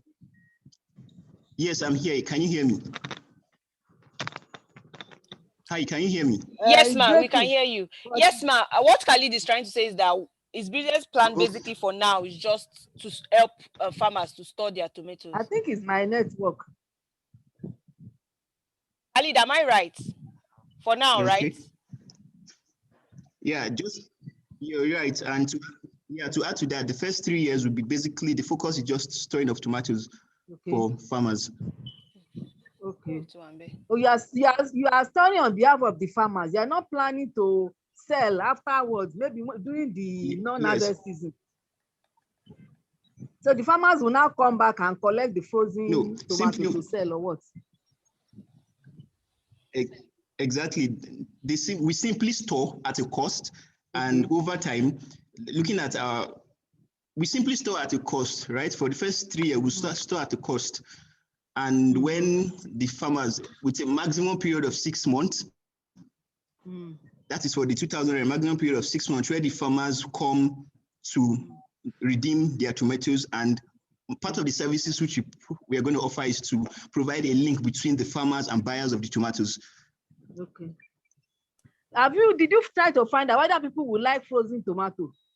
Because I believe in that cold room, it's not going to be frozen, it's just going to be kept at the normal temperature, but being kept without getting spoiled. Hello? Yeah, it's going to be frozen, and we're going to freeze this at can you hear me? Yes, we can hear you, Khalid. Okay, it's going to be frozen at a temperature, at a temperature in which it's not going to be harmful for the tomatoes in terms of not losing nutrients. And That's why in our team we have an expert who studies biology and specializes in botany. Okay. Because what I'm asking is, I store tomato in my freezer, in my deep freezer. It could be like for 3 months or even 6 months. So I will now bring it out. It's already frozen. Allow it to thaw before blending. But you know, as at that process of thawing, some people may not like it if they are not the people that actually store the tomato. So that's I'm bothering about that question. That okay, if you store for them, is it going to be frozen? Then when the farmers come, they collect this tomato and sell to people. How will people feel about buying frozen tomato? Would they like it or not? Because if they don't like it, it will be a loss at the end of the day. Yes, Khalid, that might be an area you need to look. You might need to have to do like a mini survey to find out if people will, you know. Yes. Okay, Julius, let me quickly have you.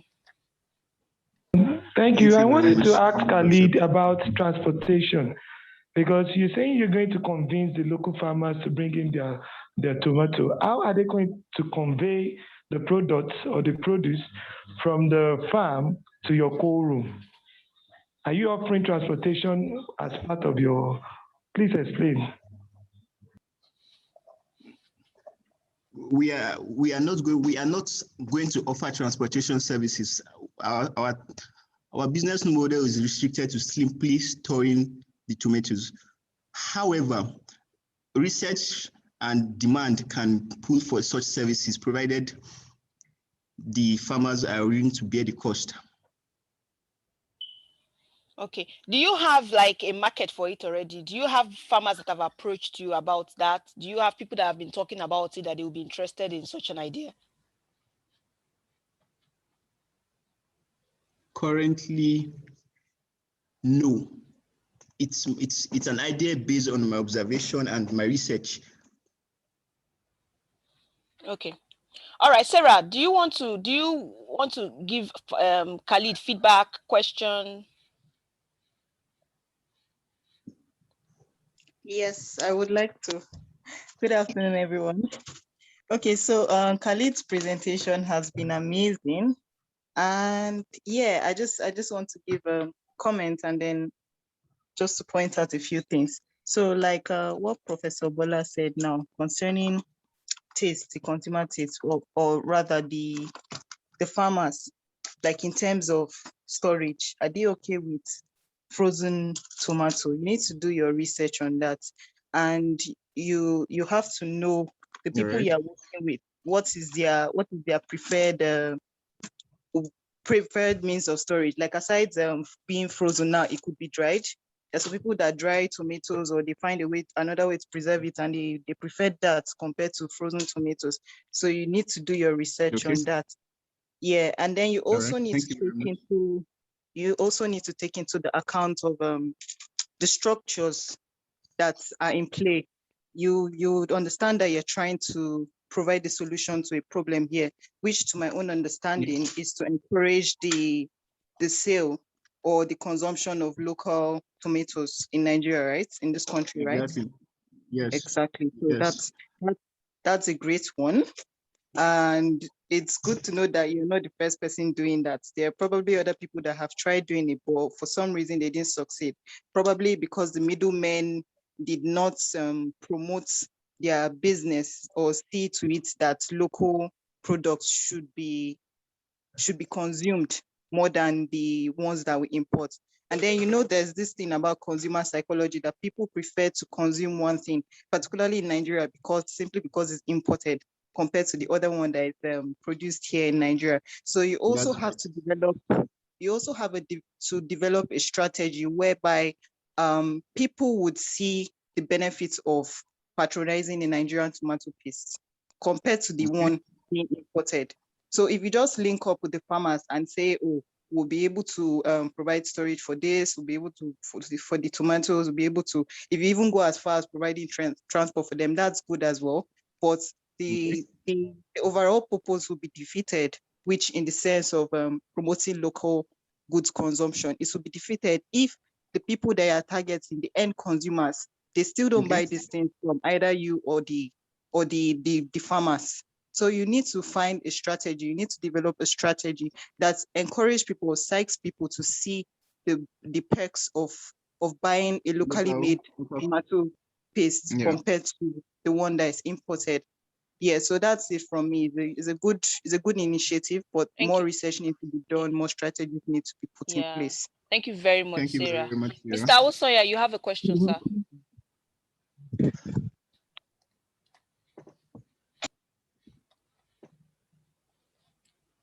Mr. Awosoya, would have you. I said my question is that it should be looking more into preservation instead of frozen tomatoes. There is always a way that tomatoes can be preserved at a particular temperature that it will still keep them normal instead of frozen. Because by the time they freeze, conveying it from that point to the end user might have making the tomato what you are trying to avoid. Okay. So you need to do a bit more of that research into preservation. All right. That might increase your facilities and I mean your equipment, but at least to give you a better option in business. Okay, thank you very much, sir. Mr. Shegun Cole is also one of our supporting backbone. We have Mr. Shegun Cole. It's an honor to have you here. So, do you have any feedbacks for Khalid?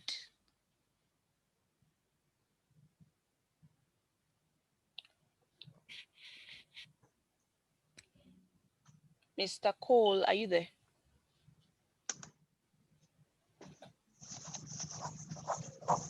Okay, while we wait for him, Shubomi, I know you have something to say.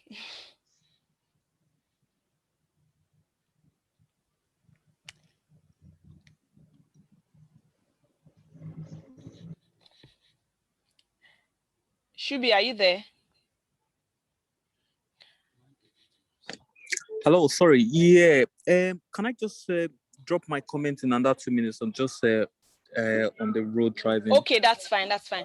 Okay, please, can I just remind all mentors and investors to please send in their rating, please, now. Please send in your rating. Read one, please. Can you give Khalid feedback while we round up on Khalid's presentation? Okay, thank you, Dr. Jumoke. All right. So I think a lot of things have been said already by the previous speakers. So it's a very high-risk business. So you have to be sure that the demand risk is not going to affect this business. So like every other person has rightly pointed out, whatever you want to do, just make sure that the storage cost will not increase the cost of the tomatoes. If the storage cost is going to increase the cost of the tomatoes, then it reduces the value proposition from the business. So there's quite a number of things that needs to be looked at. Again, I was going to ask about the average useful life of the cold room. Do you know, Khalid?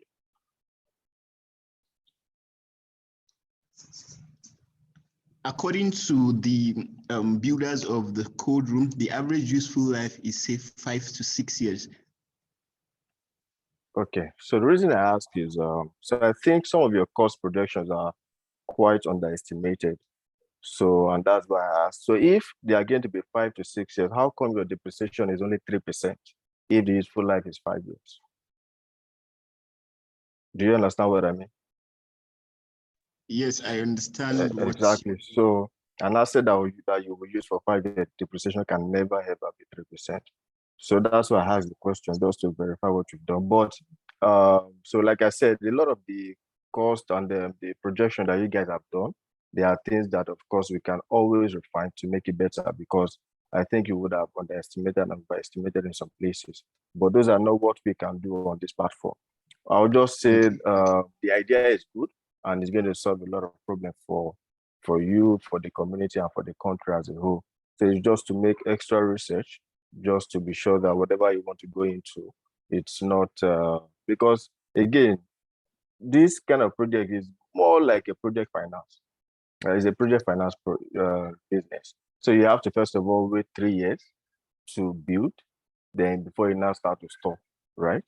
So how do you want to, who wants to give you money for 3 years just to build, and then you have to wait another maybe 5 years before you break even. So we are looking of a payback period of around 8 years. So how do you want to convince me that? And why do you want me to stay up to 8 years before I can even recoup my money from this business? What kind of interest are you expecting to generate from that business if I'm going to be waiting that long to make money on this investment? So you have to be promising me something that is really, really fantastic if I'm going to put money in this kind of business. But the idea is good. I mean, it's just to say that we need to look at the projections, the cost and the revenue. We need to refine it better so that it can be a profitable business. So well done, Khalid. Thank you very much, Ridwan. Thank you very much, Mr. Ridwan. Please, can we please send in our ranks? Please send in your ranks.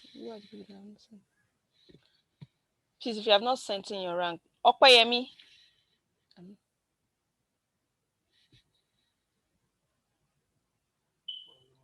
Sorry, Opeoluwa. Opeoluwa, do you have anything to add while we wait for the people to send in their grades, their ranks rather? No. Hello, I'm sorry, I'm driving at the moment, so I'll do it at the end of the thing. Okay, all right, Sorry all right. about that. Yeah. All right, that's fine. Thank you. All right. All right.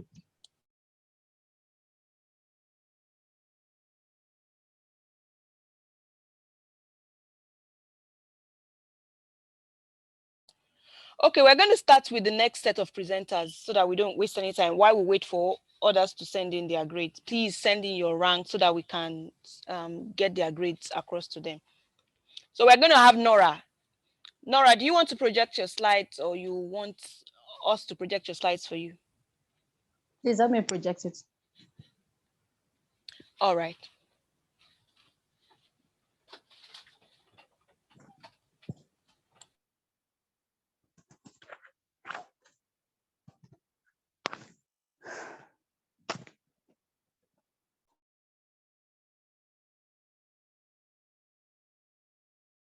So like we said earlier, before, for people that were not in the chat, in the Zoom meeting when we were introducing the whole thing. So we have the first three presenters. Those are the first set of people that you're going to rank. So you'll be ranking them based on the who did it well best for you. So you have first, second, and third, like I said in the message I sent. So please rank Habib. Habib was the first presenter, and then we had Lukman for the second presenter. Habib was the one that presented on data swipe, providing curated business information. And then we have Lukman, who presented on the tomato powder. And then we have Khalid that presented on the storage facility. So please rank them according to who did it well for you. And then we'll announce the winner. So we have the next set of presenters who would be the runner-up, something like the runner-up. We had to add them because they also did well in the previous presentation. And they will also have their prize and an award for them too. So, Dewale, are you ready for Nora?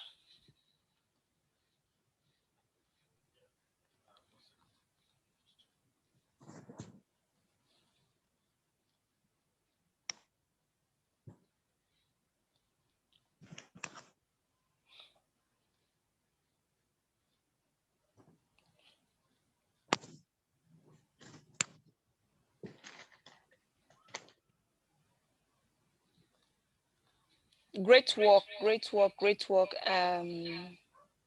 Lukman, Habib, and Khalid, you guys did real good. I'm super proud of you. Thank you, guys.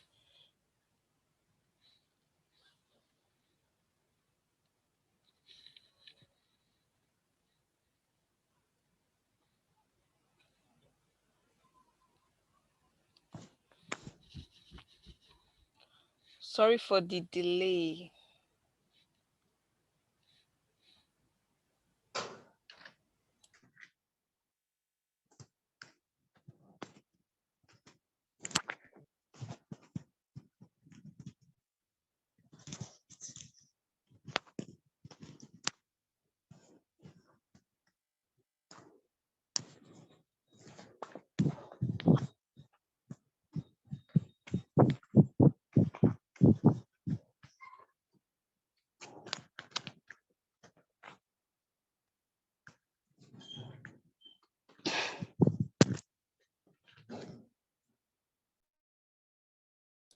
Okay, Nora.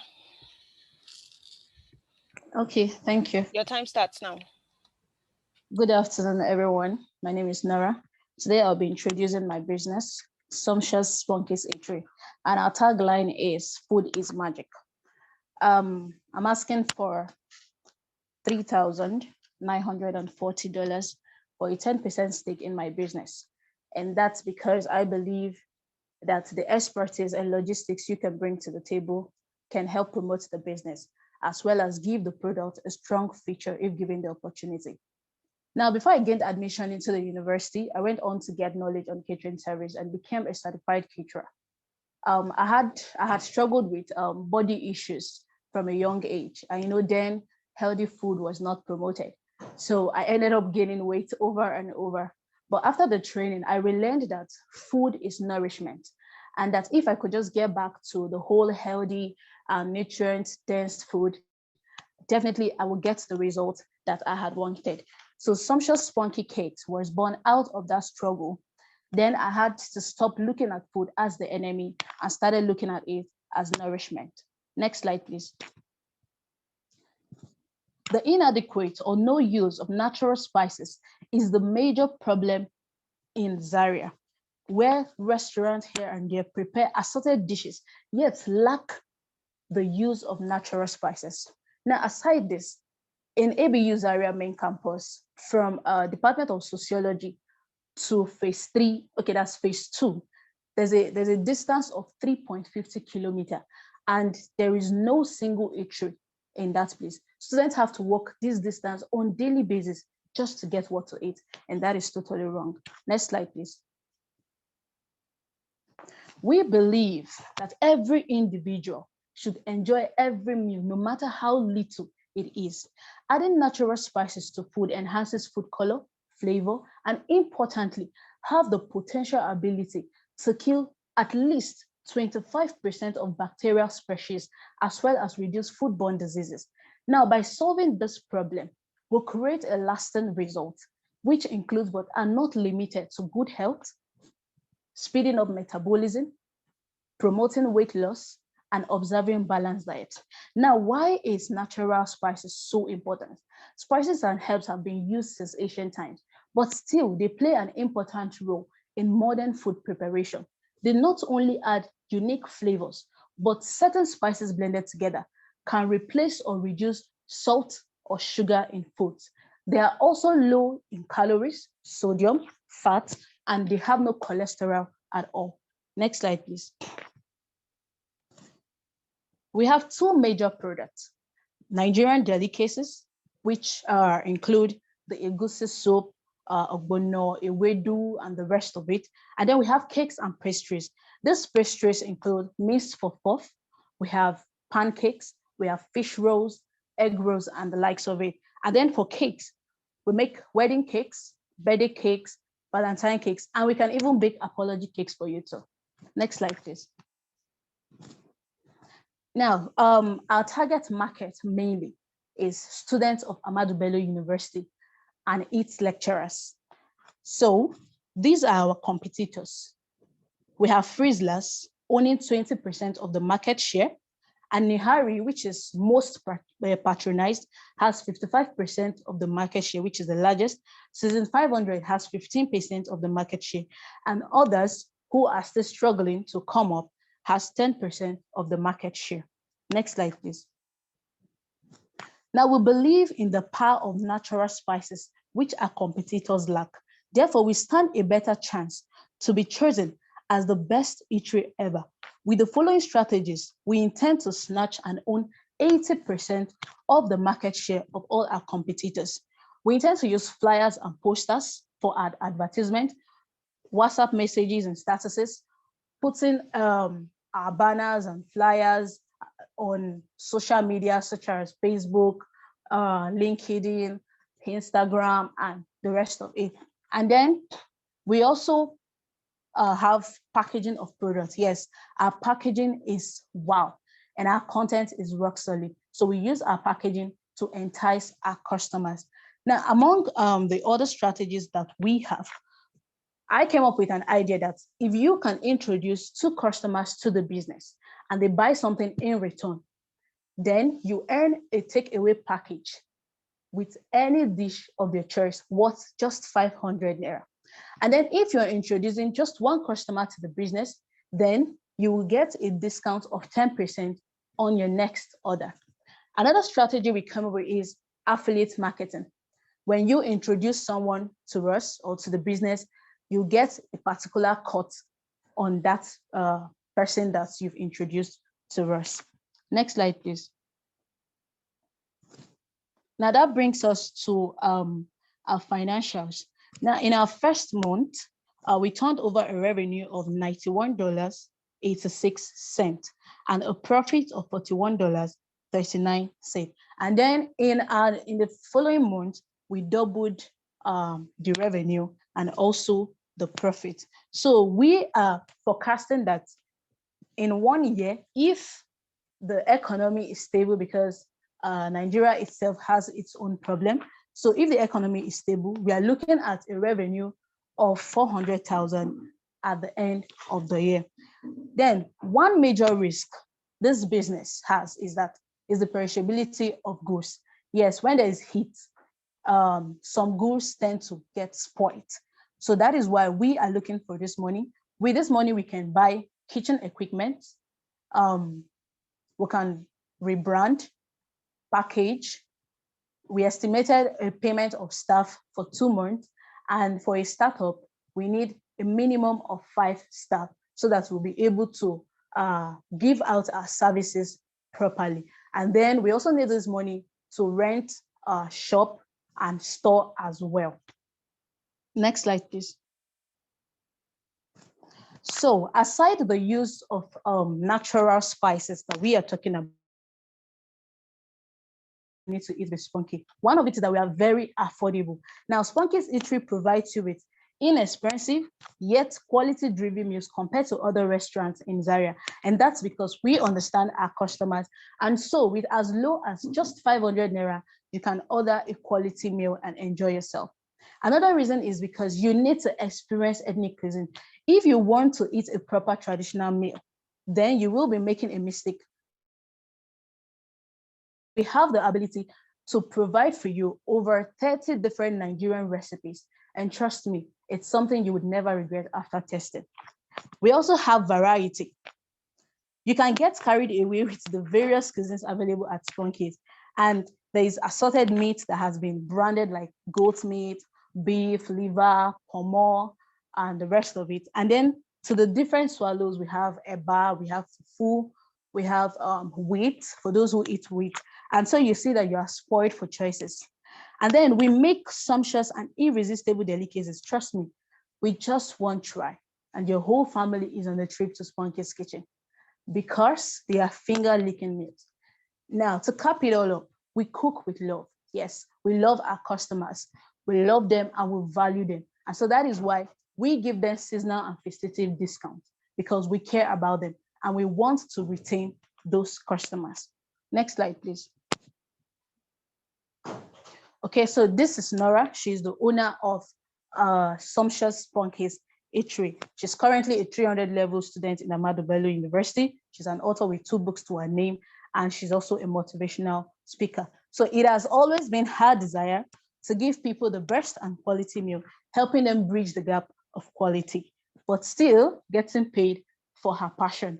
So during her leisure time, if you don't find her writing or reading, then she's somewhere trying out new recipes.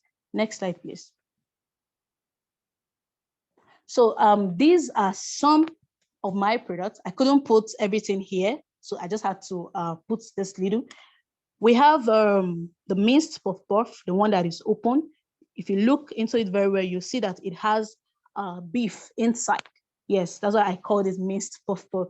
And then we have the sugar glazed donuts. We have party jollof rice with dried catfish. And then we have veggie spaghetti. And this is our cake. It's bright to be because it was made for a particular bridal shower event. So thank you very much. And at this juncture, I say thank you for listening. Thank you very much, Nora. In fact, I think I want to order a plate already. Nora, don't forget we are fasting. Okay, Nora, can I quick one before I trade open to people to ask? Okay. So yeah, leave it on this slide. You said the highest competitor is Nihari. Nihari. How much do they sell a plate of jollof rice? Okay, I purposely went to other food because of this. Now, the way they do it is a plate of jollof rice there is 300, and then you're asking for beef, maybe beef of 15 naira or 100, and then if you want chicken, their chicken is sold for 600. So if you put these things together, it's already clocking 1,000 plus. Okay. So for instance, let's say I want beef and jollof rice. That's like how much did you say the beef was? They have beef of 100. Okay, that's like 400. So if I'm coming to your restaurant, how much would I be ordering the same jollof rice and beef? Okay, I'm going to, since we are just starting, and because we have confidence in our natural spices, and we are trying to get more customers as well as retain them. For the first few months, we're starting with 350 for the same plate. Okay. So that's that means it's 50 naira lower than your competitor. Yes, and that's on that inside the school. Okay. But Nihari is okay. On that 350, how much is the cost of everything that you put in, both the man labor, both the ingredients? How much is it, and how much profits would I be making per plate? Okay. Now another thing is, if you're buying in bulk, if I'm buying my goods in bulk, of course my profit is going to be higher. So calculating everything, I would say that the cost is 200 because I'm buying in bulk, and so I'm having a gross profit of 150. All right. Okay. All right. Thank you for that. I'm going to ask 1 minute. I'm going to call first. I'm going to call on let me see. I'll call on, where's AK? Is AK here? Okay. I'll call on Julius. Let me call on Julius. Julius, I know you like food just like me, so give Nora a feedback. Dr. Adejumoke, you are a pro when it comes to food. Anyways, you have asked most of the questions I intend to ask Nora, because I put down some things here that there are no prices for the food as compared to other competitors, but from your question, you have been able to draw that out. There's no cash flow forecast in your analysis, Nora. There's no cash flow forecast. Dr. Jumoke has helped you with the break-even analysis with a question. So that's just my feedback. You should have done the break-even analysis and the cash flow forecast. You also said something about you doubling your revenue. How do you intend to double your revenue? And you're making a mistake. I'm sorry, of believing that low pricing is the way out to attract customers. I don't want to believe that is the only way to attract more customers. Because I remember when I was in school as well, we have a canteen that sells lower and people don't go there. And they go to where they sell higher because of the taste of the food.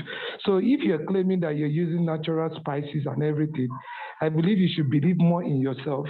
If you are not even going to up the price, you should at least stay on the same price as your competitors. That is just my own personal view.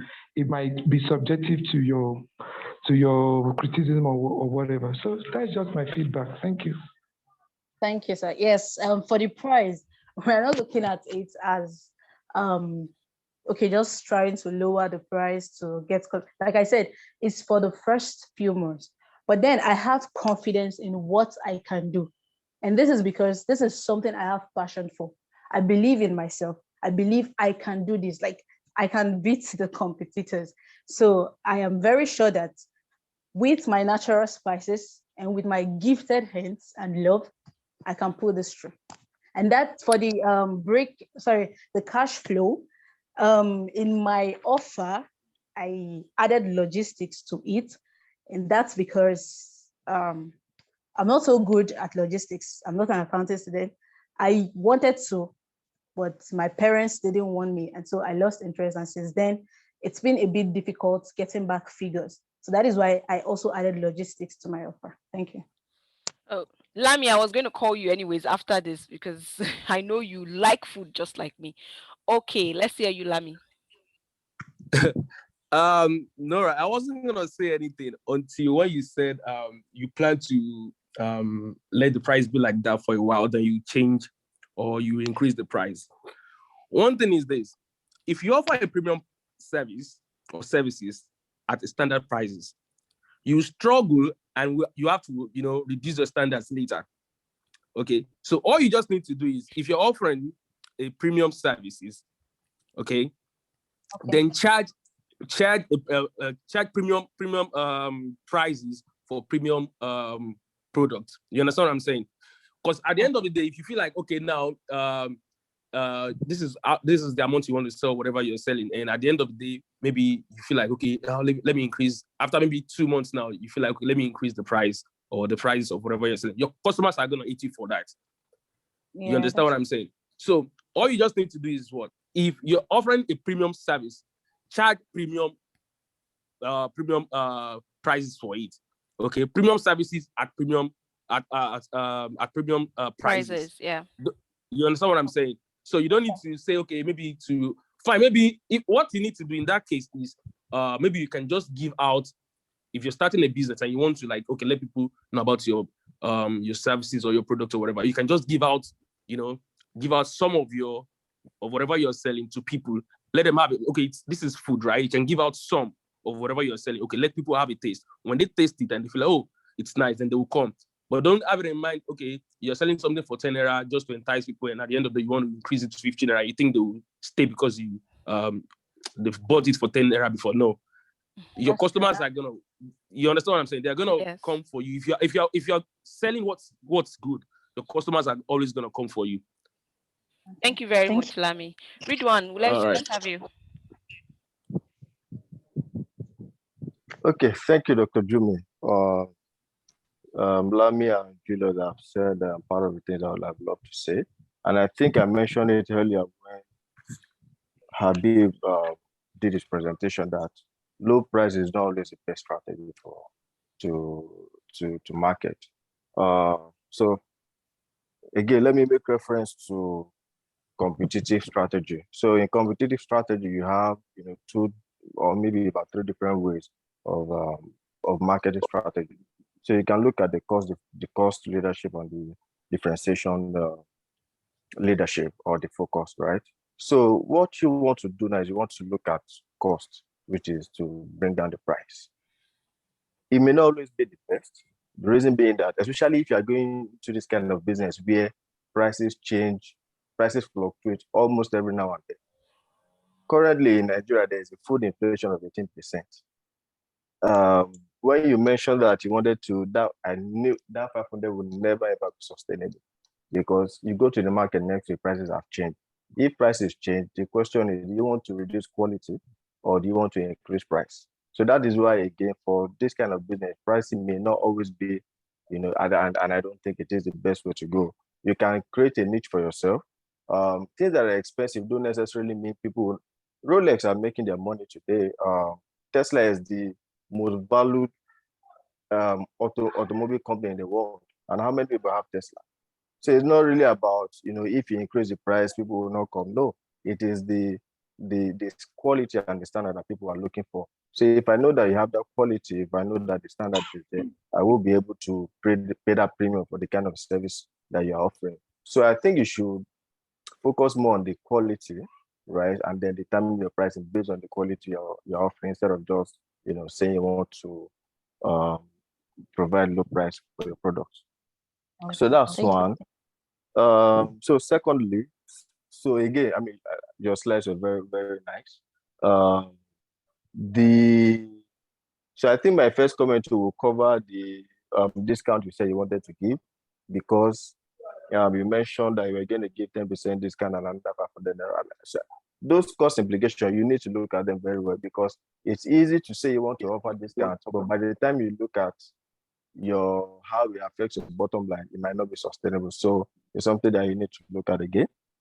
Then what's the valuation of the company?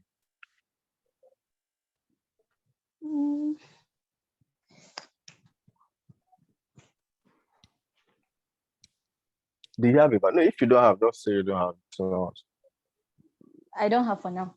okay, because you said you were going to sell 10% for $3,900.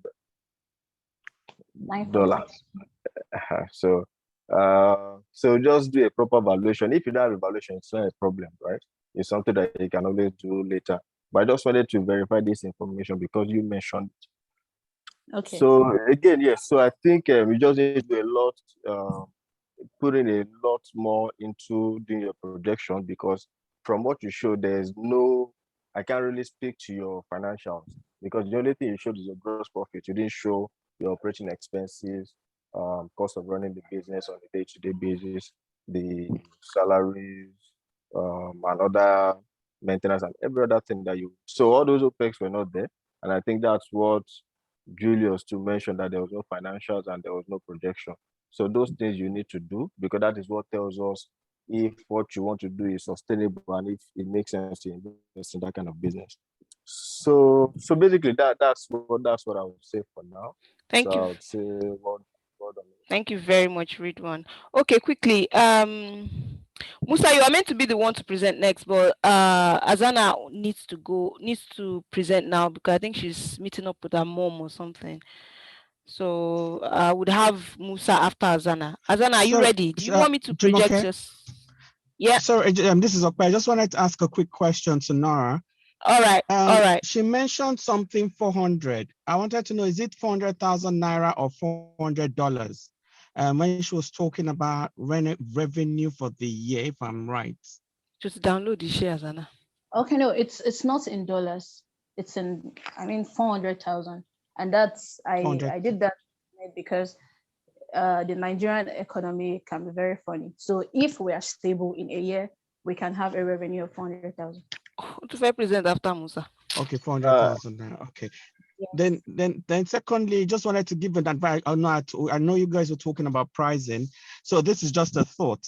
I was thinking, if you're going to target premium prices, you can do it in such a way that, okay, let me just assume you want to do a 20% margin, right? And that margin will make you premium. So you can just try and do a voucher, or like, I know you've talked about discount, but you can make it sound like you're offering your customers something for, like, maybe introductory offer. Let me say maybe a plate of rice is premium price should be 300 naira. You're just saying, oh, because it's introductory offer, it's 150 naira now, but after June, so it goes up to 300. So that will make, what you want to do at that instance is to make people get used to your taste, get used to the way your food tastes and all that. So when the price goes up to 300 naira, I'm sure you will still have your normal customers that will still come, no matter if it's 300 naira. So that's just my thoughts. Wow, thank you very much. Thank you very much. Thank you Nora, very much. one more thing, please, Nora. So I forgot to say this. So you said because you have passion, and that passion, passion is not enough business, right? You need to have the right strategy, the right tools for you to succeed in business. So, like I said, what everybody has said, just take them and do a bit more research. Okay. Thank you very much, Ridwan. Okay, Musa, let's have you. Azana says she would present after you. So Musa, would you like me to project your slides, or you want to project it yourself? I will project it myself. Okay. So Musa, when you're ready, I'm ready. All right, kindly give me some seconds. All right, that's fine.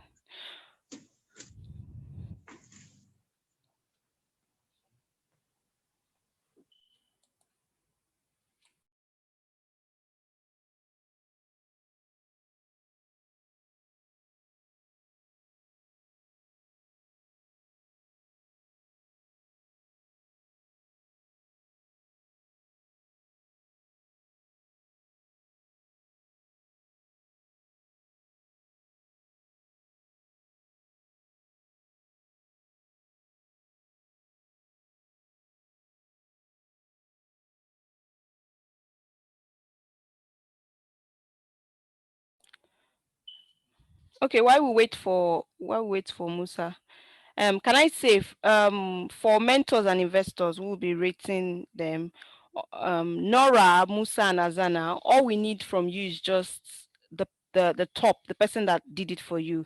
If it's Nora that did it for you, if it's Musa that did it for you, or if it's Azana, and that will be our final that will be our winner for the second segment. So you just need to let us know who did it for you, Nora, Musa, or Azana.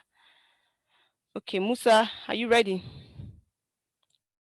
Yes, my screen is coming up.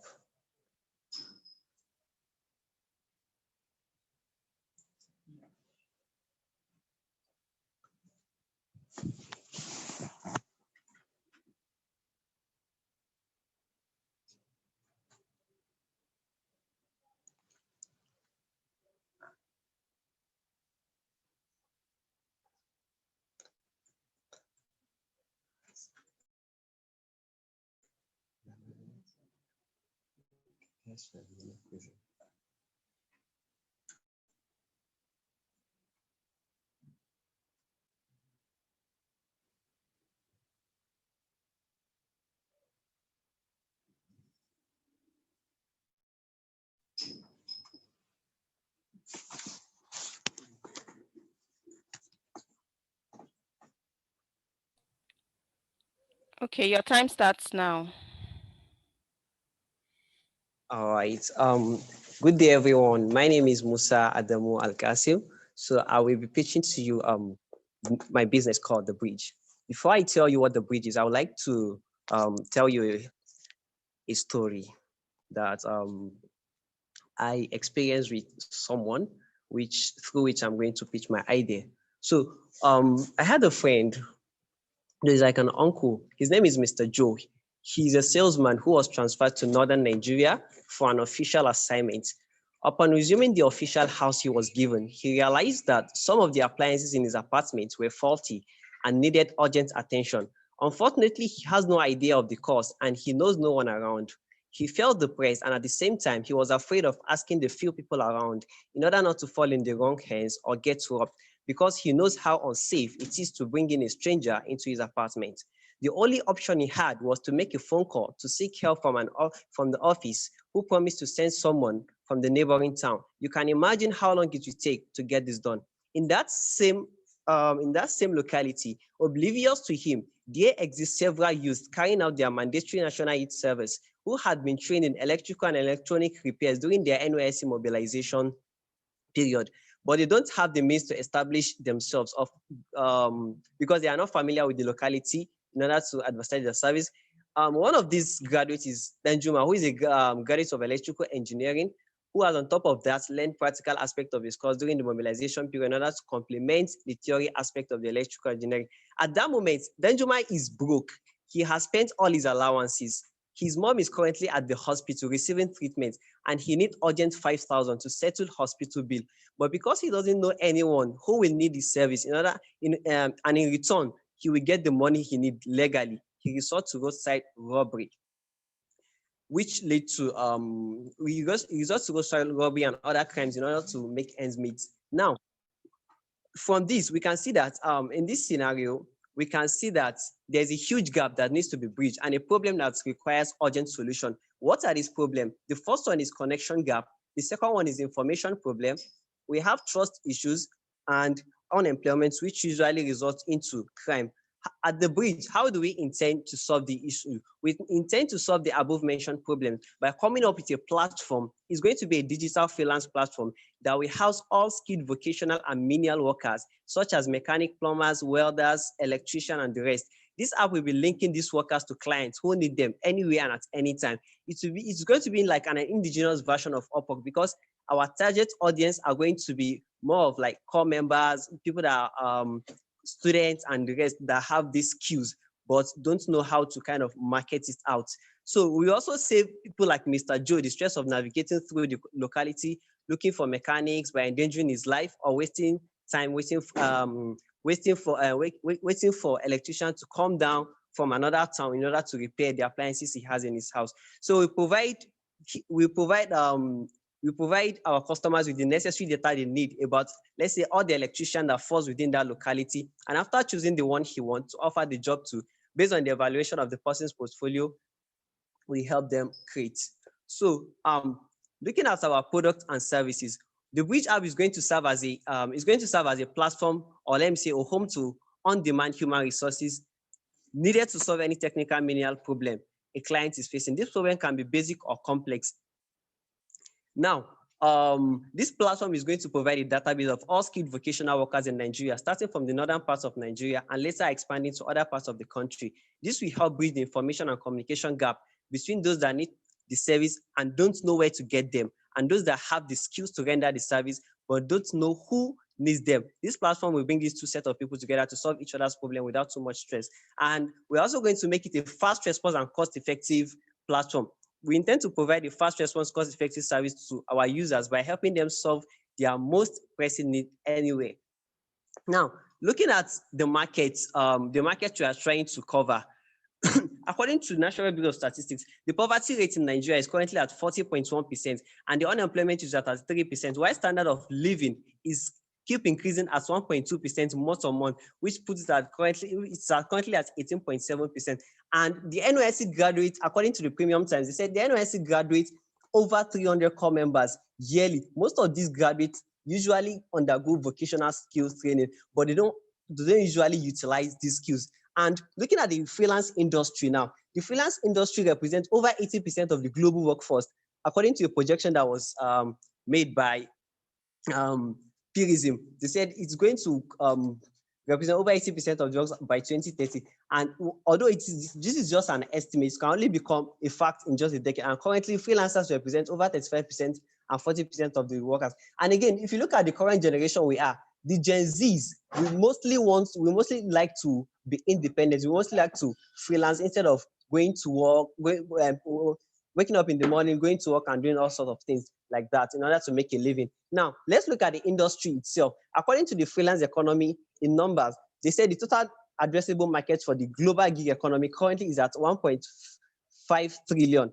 And looking at this we can see the global distribution of freelancers. Africa is having the least here, which is just 2%, which means there's an untapped potential in this particular industry. And I decided to make use of Porter's 5 analysis to analyze the industry. The threat of new entrants is high because Gen Zs tend to be more comfortable working independently, and many startups are rising in order to bridge this gap and rising to this demand. And the threat of subsidy is also high because there's a whole lot of companies that are trying to come up with similar business model, and the rivalry in the industry is moderate, while the bargaining power of customers is also moderate, and the bargaining power of suppliers is high as well. Now, the potential, what's the potential of this market and what's our unique selling points? COVID-19, alongside wave of other digital revolution, has proven to us that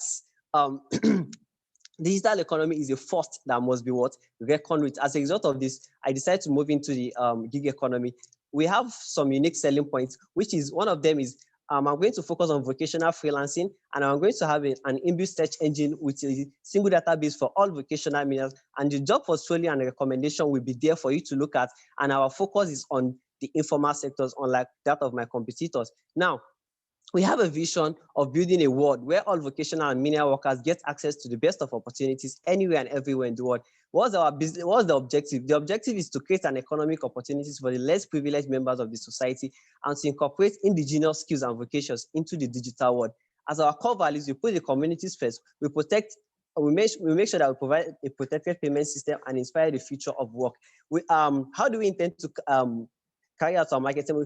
I intend to leverage on the on content marketing through the social media strategy. I'm going to leverage on LinkedIn and Twitter mostly. Then, looking at the growth plan.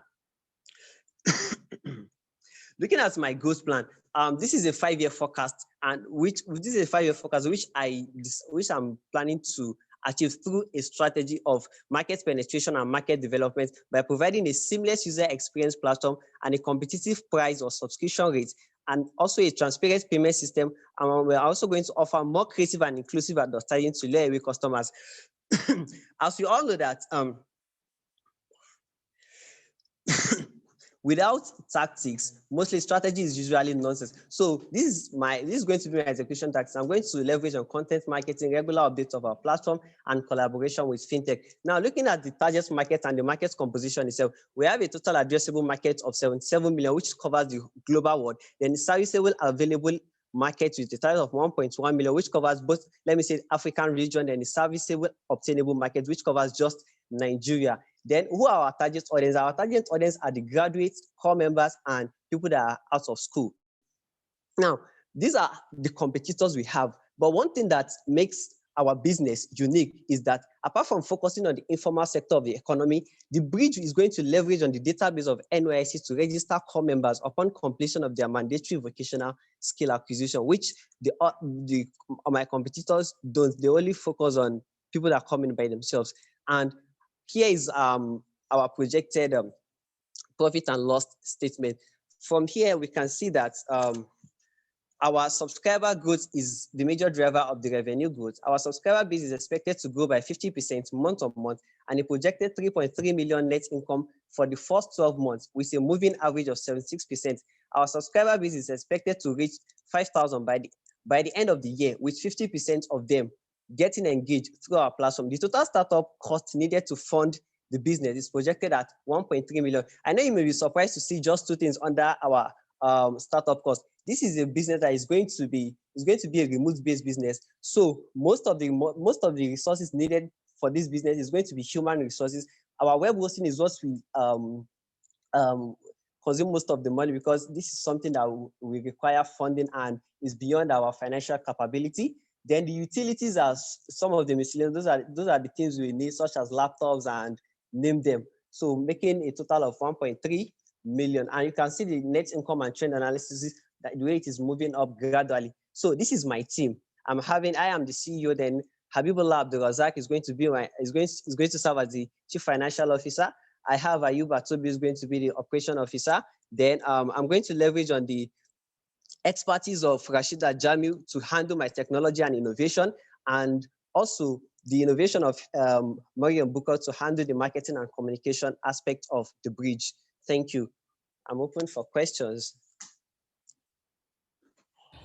Thank you very much, Musa. Wonderful presentation. Okay, can I quickly ask, at what stage are you with your company, with your business? What stage of the business are you? I'm at the initial stage. I'm just coming up with the business now. So. Okay, have you put in any financial money into it?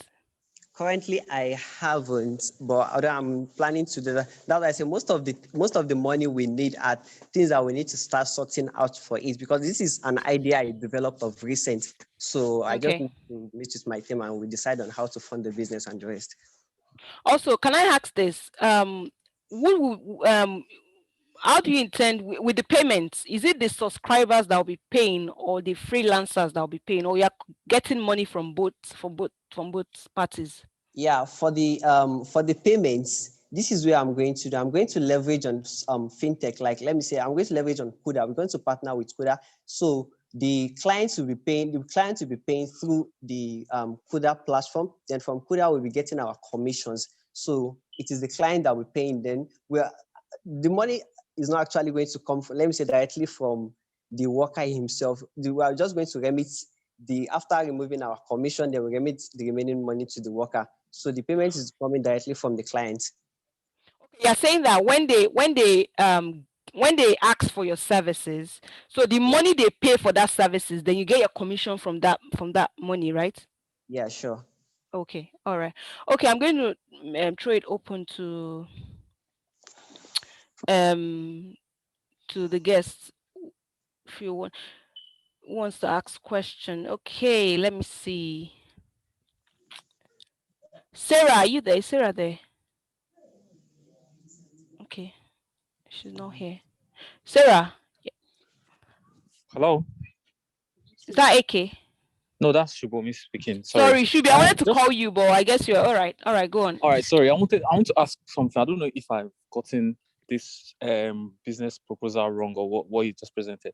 So basically, these youth coppers, they will subscribe on your platform to get like contact details of these freelancers. Is that right?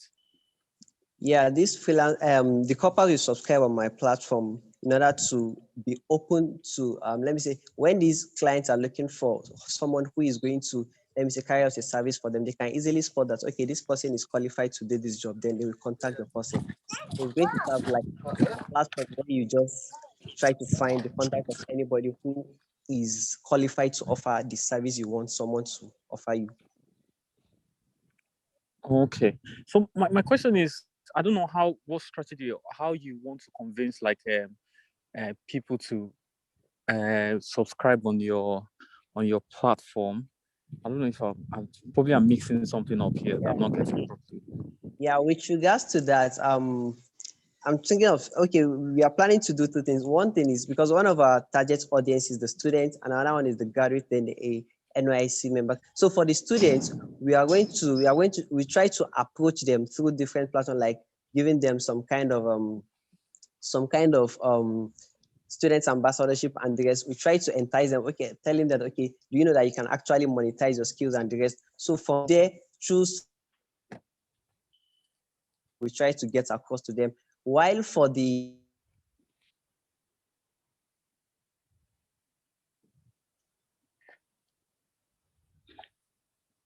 Hello? Musa, are you there? Of youth and this thing. So we try to kind of, we send a proposal to the ministry.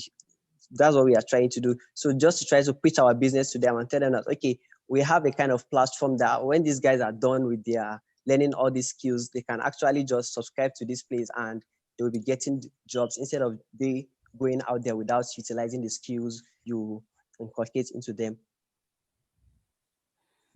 Okay. Shibomi? Okay, is there a possibility that someone can subscribe to your platform and still not get like a job? Is there any possibility, like what if this kind of scenario happens? How do you, what happens to like this youth core member? Like, Please, I didn't get the question. Your voice is breaking.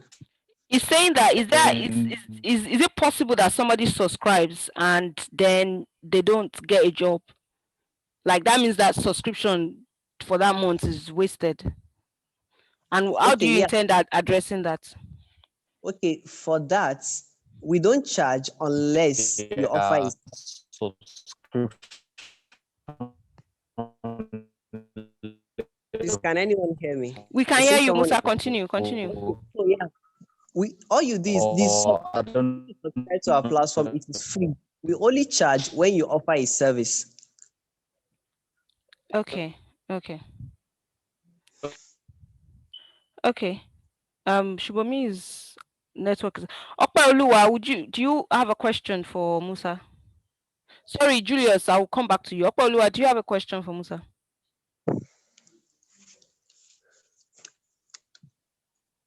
No, not at all. All right, Julius, you can go ahead. My question is simply, how many of these vocational workers are tech savvy?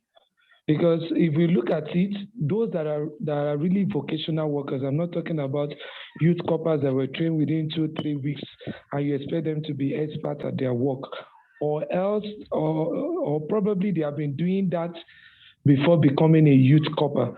Because for me, I don't believe a person that is being trained at vocational training at a youth service camp or orientation camp within 2 weeks will be so perfect to be able to handle a job. That's number one. I might be wrong, but how many of these vocational workers are tech savvy?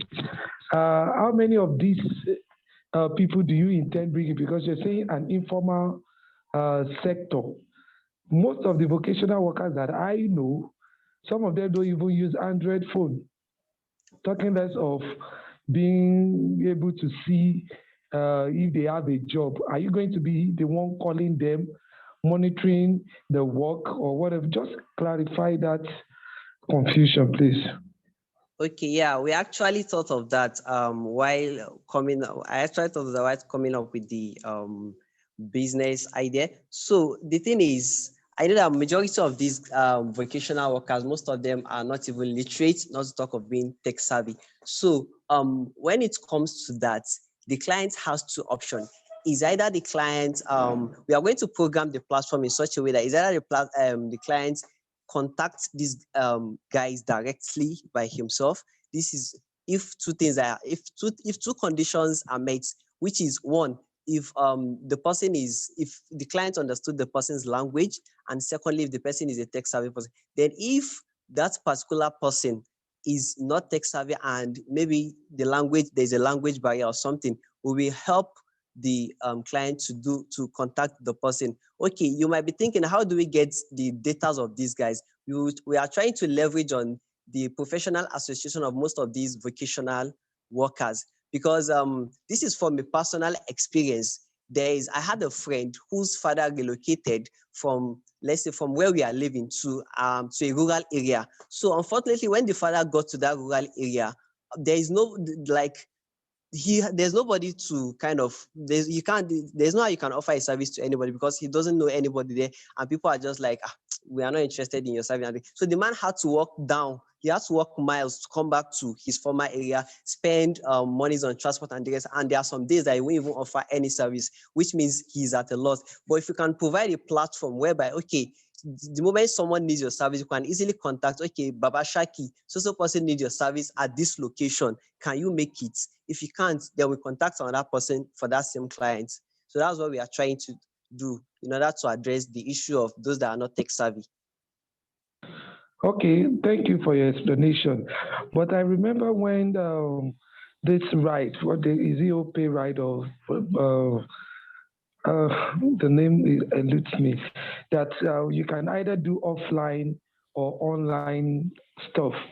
How do you intend to get your own commission and your own money from all of this? Or are you doing a charity business? Okay. Yeah, just the way I explained initially, I said the payment is going to be made. We are going to partner with fintech company, preferably Kuda, because they offer, I think, a free banking system. So we are going to partner with Kuda, whereby if this client wants to make payments. You're not getting the point, Musa. The risk involved is that you're in Nigeria and we always find a way to navigate through things, which is the risk. So they might not go through your platform for you to get your commission. I know the answer to the question. I just want you to get it. The risk involved is that they will find a way around your platform. Even though you are supplying them with the vocational worker, they will find a way around your platform. All that being said, let me just keep it at that. Thank you. Okay, seems I understand the angle at which you are getting. Okay. For instance, they get the informations and they decide to contact them by individually. Yes. Okay. Yeah. So I think that's also occurred to me while coming up with the idea. What I plan to do with regards to that is that, okay, we are going to make it in such a way that not all the informations will be provided, like the contact information of these guys will not actually be provided to them. We only show them the portfolio, okay, that this person is in so place and he offers so service, but you won't get the main, maybe phone number or the email address of this particular person unless you agree or you go through certain process before you can be able to do that. Thank you very much, Musa. Ridwan, can you quickly ask your question so that we can go to the next presenter? Thank you, Dr. Jumi. So I think Julius was reading my mind, and he has said more very important thing I wanted to talk about. So, but the solution I provided, Musa, is still not adequate. So, but first of all, I would like to say I like your presentation. You are one of those people I usually look forward to listen to his presentation. So, and then you did well today as well.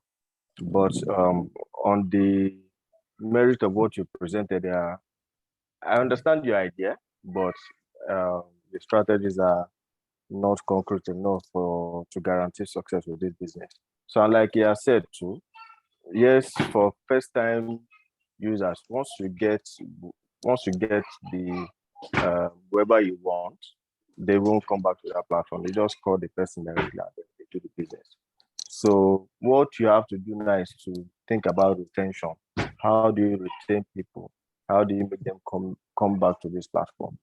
If again, for the payment plan too, I tell you, nobody, why would I pay for a service that has not been rendered? how am I sure that the guy will even do it well? Because from what you're saying, you're saying that once you contact the person does the job and then they pay through Kuda. Yeah. Oh, okay. So if I want to pay cash, what happens? Read one. So what happens? You say I should not pay cash? No, the thing is, we deal with we are trying to digitize the stuff. So I will look for a way whereby we address the issue of people that want to pay for Nigeria. cash. So you need to even the likes of I don't know, is it Jumia or Co? I mean, you can do cash. I think you can do cash on delivery even with likes of, because you need to understand your business environment, and then you cannot tell people. I mean, not everybody will have Kuda. So will you force me to use Kuda because I want to pay for a service? Do you understand what I mean? So Yeah, I why do I do. need why do I need Kuda when I can pay cash? So you're not going to force me to download Kuda because I want to pay you. So you just need to think around that, because people will need to pay cash. If you don't disclose their information, once they come, I get the number. That's it. I don't need you again. Again. But one other thing that I just want you to think about too is, which Julius has said, is quality of the people that you want to bring on board. Would they have enough experience to do? Because if something goes wrong, nobody talks about the person that rendered the service. What they talk about is your brand. So it's your brand that will take the hit. I don't know if you know what I mean. If somebody is going to call anybody out, it is your brand that will be called out on social media. And people will say, oh, don't go to these people there. Then how do you verify people that will be there? And ensure that people that are there are the right people, not kidnappers, not scammers, all those kind of things. You need to think around them. So then the way you want to monetize to, you're saying you want to make commission from. So I'm not sure that will work. So most likely what you would do is to get the what do you call them now? The guys that will be enlisted on the platform that provide services. So that is what most likely you would do if you're going to do this kind of thing, to get them to subscribe. And that subscription money will not be enough for you to, because again, if those guys don't get business, they leave, or if people can get their contacts personally too, they leave. So you just have to look at how they can be retained. Look at what other thing you can do to make money. I think most likely you have to do some form of adverts too, so that you can make money. And then you might want to do something that has to. So for those people that are subscribed to, I think there's a way you can do premium ads. I don't know how they call that thing, where the ads will come first before other people's are. So, but those are some things that you can look at, but you still have a lot of work to do regarding your proposal.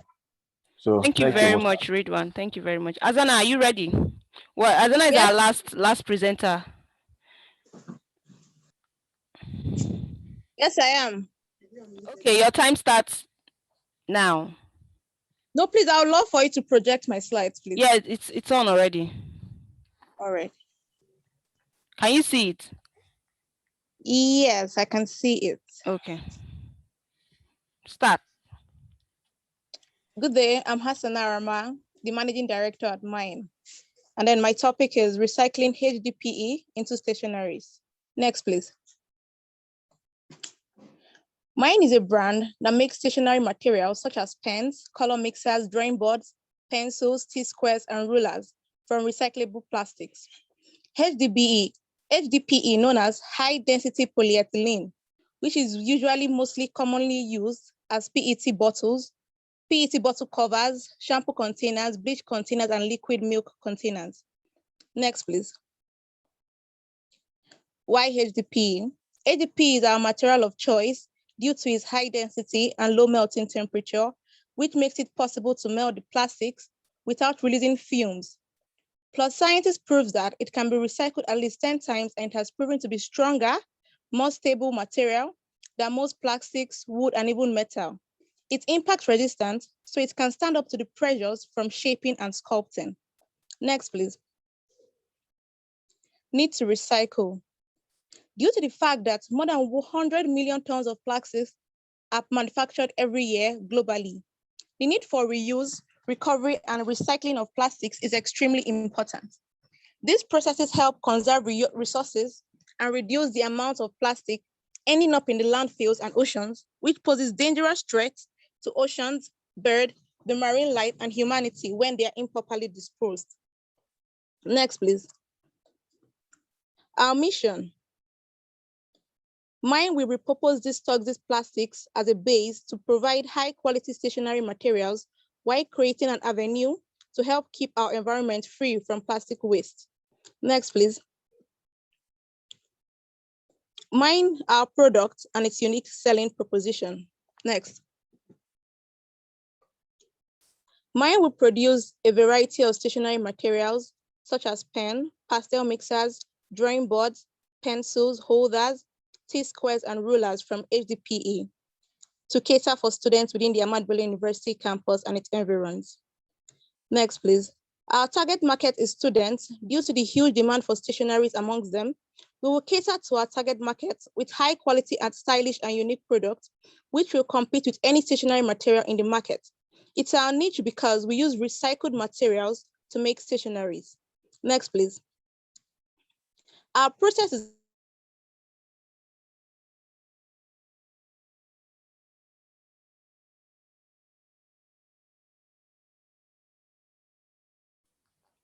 Azana, we lost you.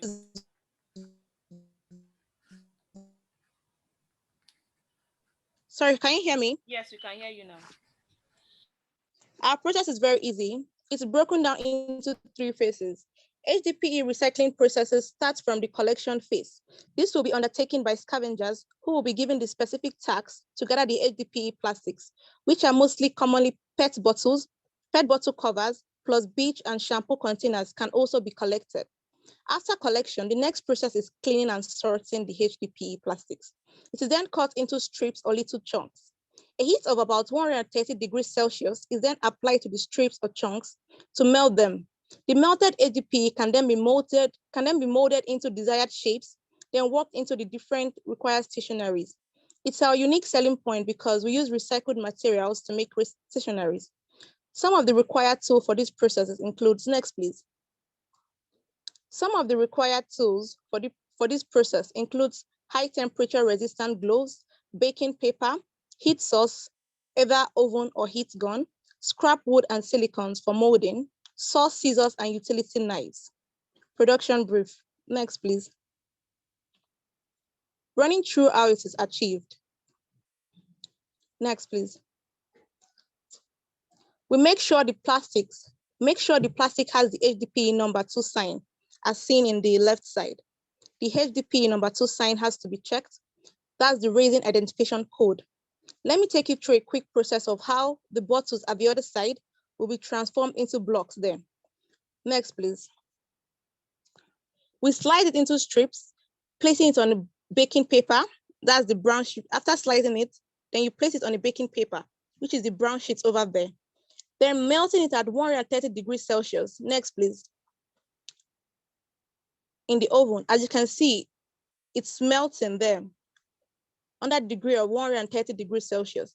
After about 15 minutes, when plastic looks sticky, you can remove it from the oven wearing a high temperature resistant glove and kneading and molding to avoid bubble holes. Then placing it on our desired mold form, clamping it for about 10 minutes, then bringing out to cool, forming our HDPE block. Next, please. This is our HDPE block right here. It can be sculptured into any desired shape or filled inside a silicone mold. Next, please. Or filled inside a silicone mold, like this HDPE pen here. You can see this pen has like a silicone rubber. When the HDPE plastic is still a bit hot, when it's a bit hot, you fill it in the silicone. So when it's dried, you peel off the silicone and then you have your barrel. But then you have to put in the ink of the barrel before putting the HDPE sticky plastic. Then other sculptured results like the phone holder, the paper holder, the drawing or writing board, cutting board, next please, color mixer, cutters and the likes are all made from HDPE. All these ones here, the cutting board, the cutter itself, and the color mixer, they're all made from HDPE plastics. Next, please. Proposed management team. To be able to achieve this, we rely on a small, close-knit team, which makes production efficient due to their ability to execute their responsibilities effectively. This is our organizational structure. From the managing director, which overheads the activities, then the creative director that sources out for creative designs of the stationaries, then the technicians who heat, mold, and shape the stationaries, then scavengers that brings in our raw material. Then at the other branch is the financial analyst that works out the finances of the firm, and the secretary that records activities in the firm. And lastly, the sales representative who distributes our products to our end users. Next, please. This is our SWOT analysis here. Strengths, our close proximity to customers, unique and stylish designs, and then our niche is use of recycled HDPE. Mine will be located on the campus of Ahmadu Bello University Zaria, making our target customers students of the school. In a school, stationaries are very competitive products. It is therefore vital to have a niche, which makes us stand out from our competitors. For us, that is using recyclable plastics, which is usually cheap and can be scavenged. The use of this material and our closeness to our market are some of our biggest strengths, alongside our unique, stylish, and relatively cheap products. Being the founder of this business and also a student gives me an edge with regards to knowing my market needs and how to properly cater to those needs. Our weakness, low manpower and small production capacity. Due to the size of our startup capital, our production capacity is quite low and the required manpower to run the day-to-day activities of the business is equally low. This means that we'll potentially be able to meet the demands of our product. But as time goes on, we'll work on limiting our weaknesses. Then opportunities, high investment return potential, relatively known as niche. Room for expansion. With the use of recycled HDPE, we have created a niche in the stationery materials, which is still quite untapped and relatively unknown. Why being an advocate against plastic waste and its resulting environmental degradation? Due to the relatively small startup capital and huge production capacity, there is a huge room for expansion in the business with investments bringing potentially higher returns. Then our threats, increased competition in our niche, inability to meet customers' demand. The major threat facing this business is the inability to meet the demand from customers due to its low production capacity.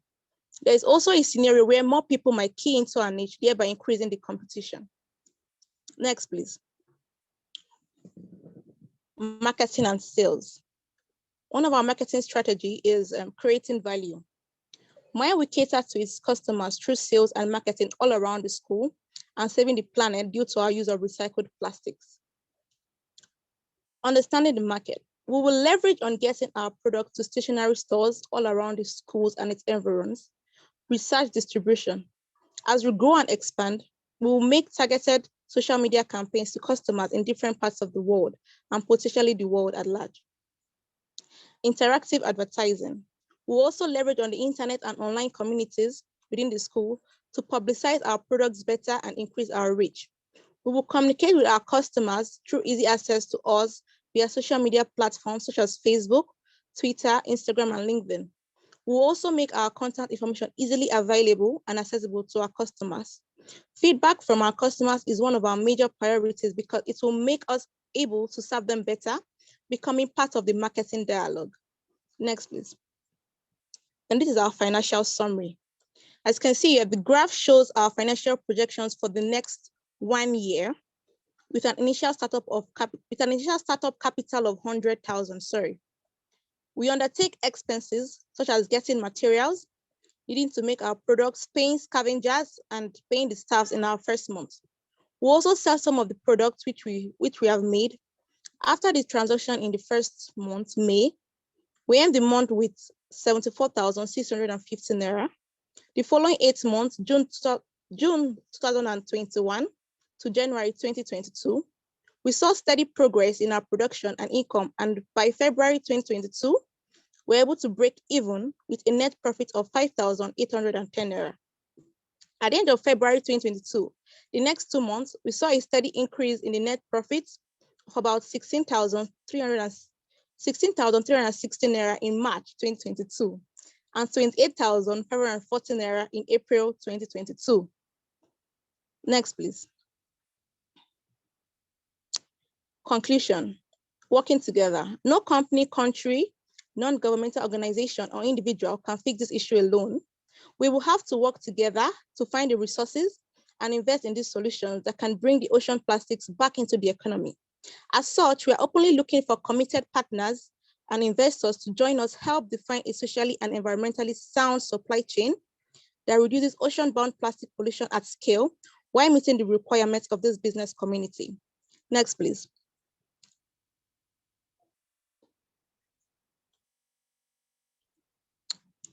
Thank you very much. And for further information, you can contact me via the details there. Thank you. Thank you very much, Azana, for your wonderful presentation. Thank you so much. Okay, we've fast spent our time, so I'm just going to ask mentors to start sending in the names of the person that did it for them. So while we are doing that, can I have people give Azana feedbacks? Professor Balajoko, would you like to go first? No feedback, oh, I beg. Thank you very much, ma. Thank you, ma. Sarah, do you have any feedback for Azana? Is Sarah still there?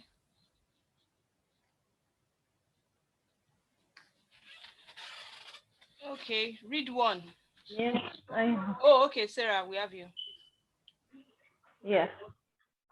So Hasana's presentation was quite apt. I like it because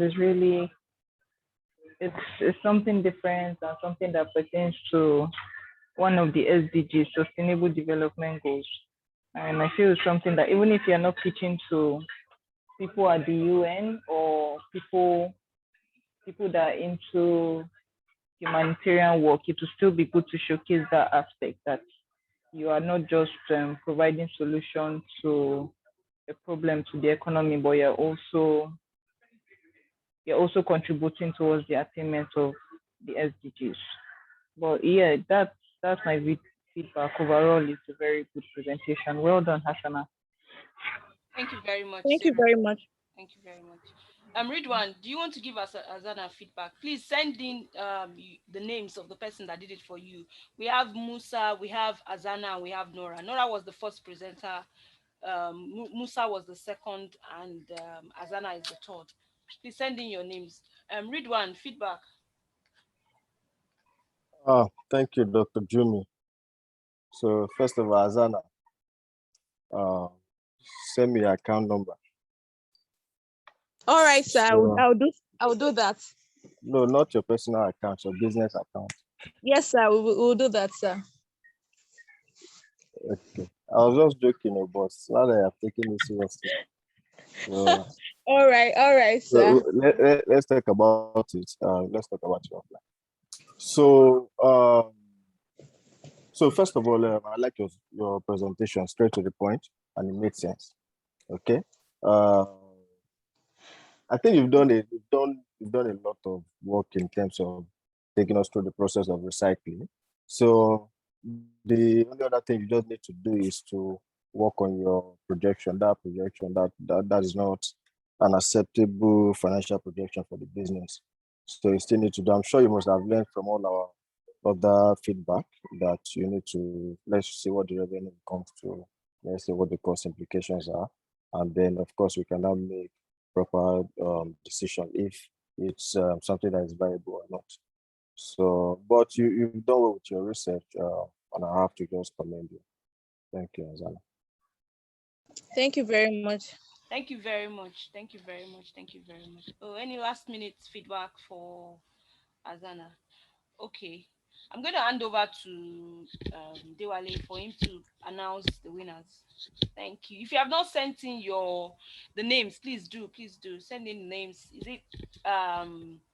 Is it Nora that did it for you? Nora's presentation? Is it Musa's presentation, or is it Azana's presentation? Thank you, guys. So where do we send it to? On the chat? Oh no. Send it to Yusuf. Send it to Yusuf. On WhatsApp? Any platform. Any platform. Okay, cool. All right, yeah, thank you. Yeah, thank you.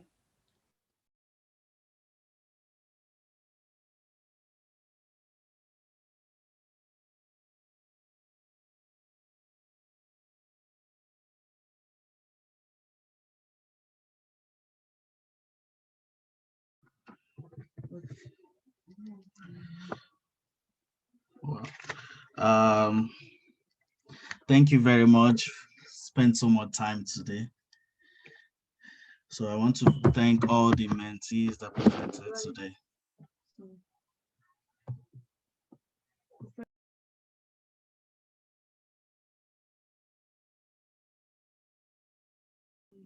Okay, can you still hear me? Yes, we can hear you. Yes, all right, yes, we can perfect. hear you. All right, perfect. So I want to thank all the mentees that presented today. Amazing as well. It's been amazing from the start, and this one was very, very, very interesting, I must say. So Asana, Nora, Musa, Khalid, Abib, Lukman, you guys did great today again. And I'm just gonna go straight to it because we've spent so much time already. So I think we already have a winner with this second segment, because we already have 4 mentors on 1 person. So okay, I want to say the presentations were great. Just to say again, so first presenter was Abib, second presenter was Lukman Yusuf, and the third presenter was Khalid, right? So the second runner-up, that's the first presenter, which is Abib. Congratulations, Abib. You did great throughout the competition. So I want to congratulate you, and I'm very, very impressed with your growth and the effort you put into the competition. Congratulations. The winner, obviously, now you know it's between the second presenter and the first presenter. That's Lukman Yusuf and Khalid. And so I would like to say, before I announce the winner, so among Nora, Musa, and Asana, we have, give me 1 second. Someone messaged me just now. This is tomato, guys. Okay.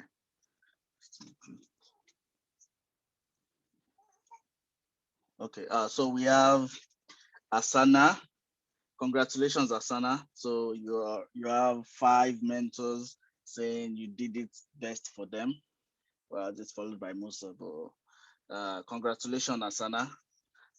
So Asana is our 4th best presenter. Congratulations.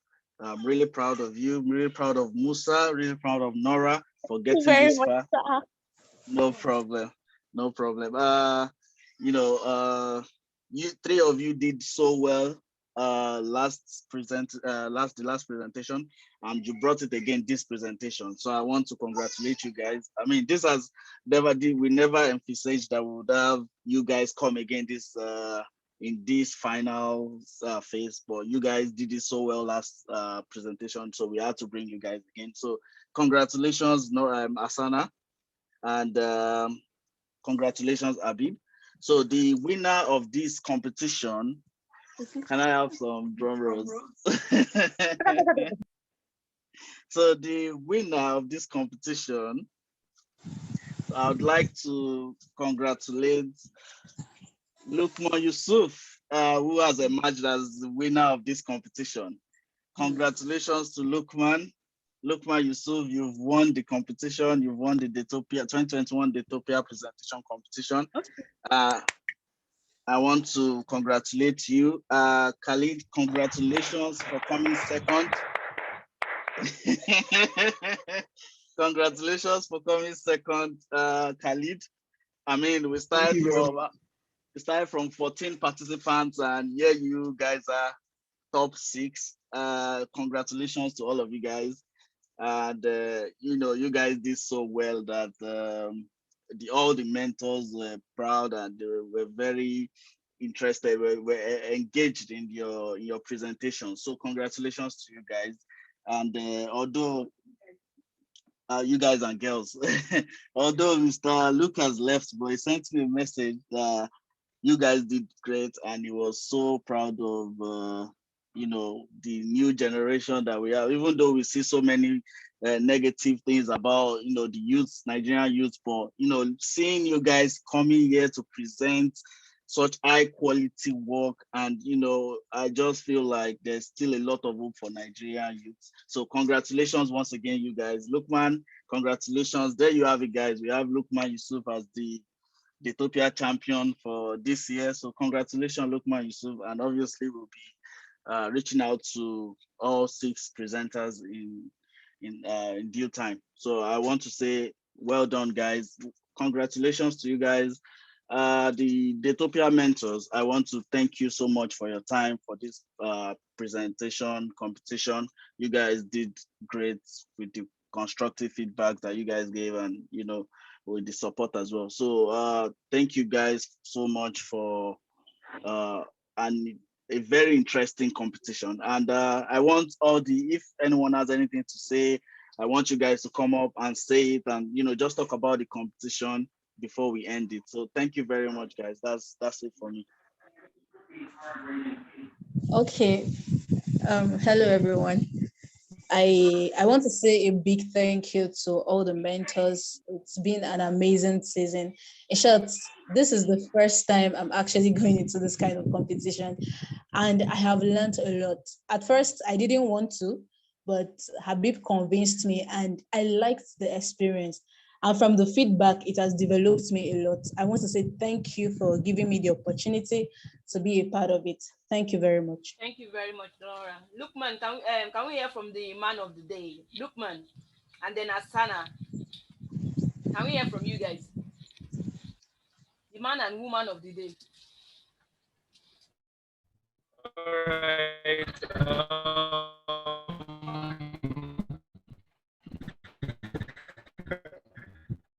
All right. First of all, I would like to congratulate everyone. I would like to congratulate my team members. I actually see them as team members because we worked together all through, and we shared ideas, and we actually helped each other. And I didn't see myself actually as a winner. I see everybody as a winner because it's something that we actually did together, and it's really us for giving us this opportunity to learn and also to develop ourselves. I have actually had that Daytopia mentoring session has afforded me the opportunity to work on these my presentation skills, and I have also learned how to create better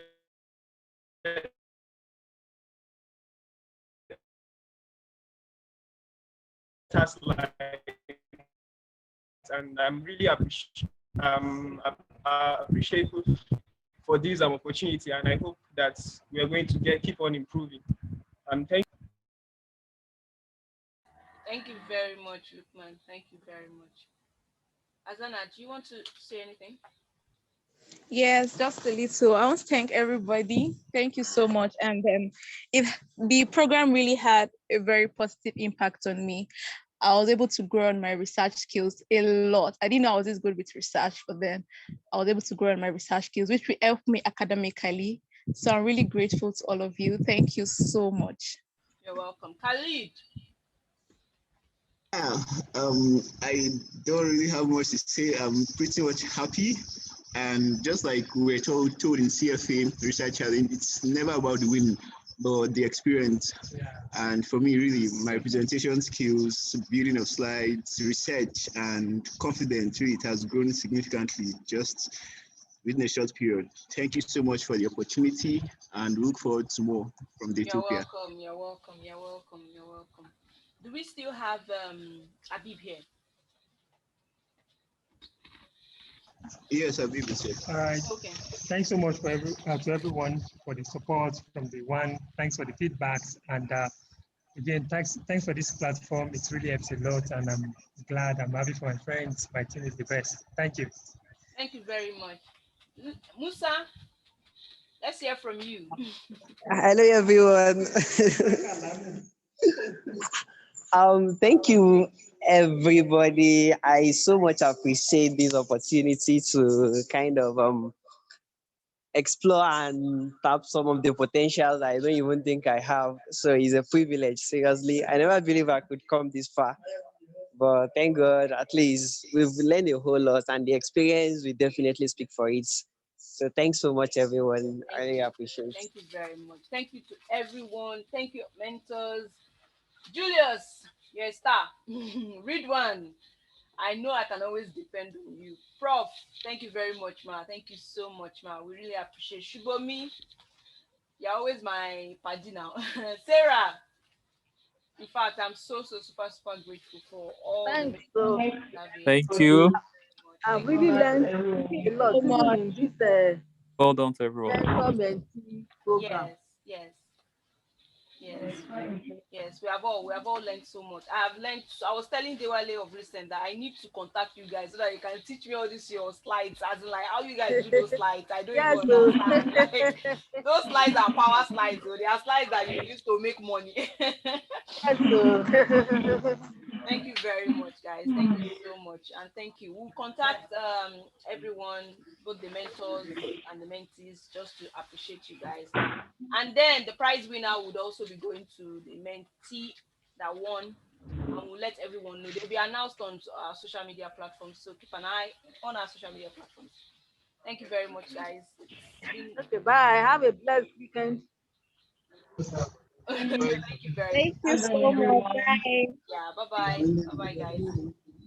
Bye. Have a lovely weekend, everyone.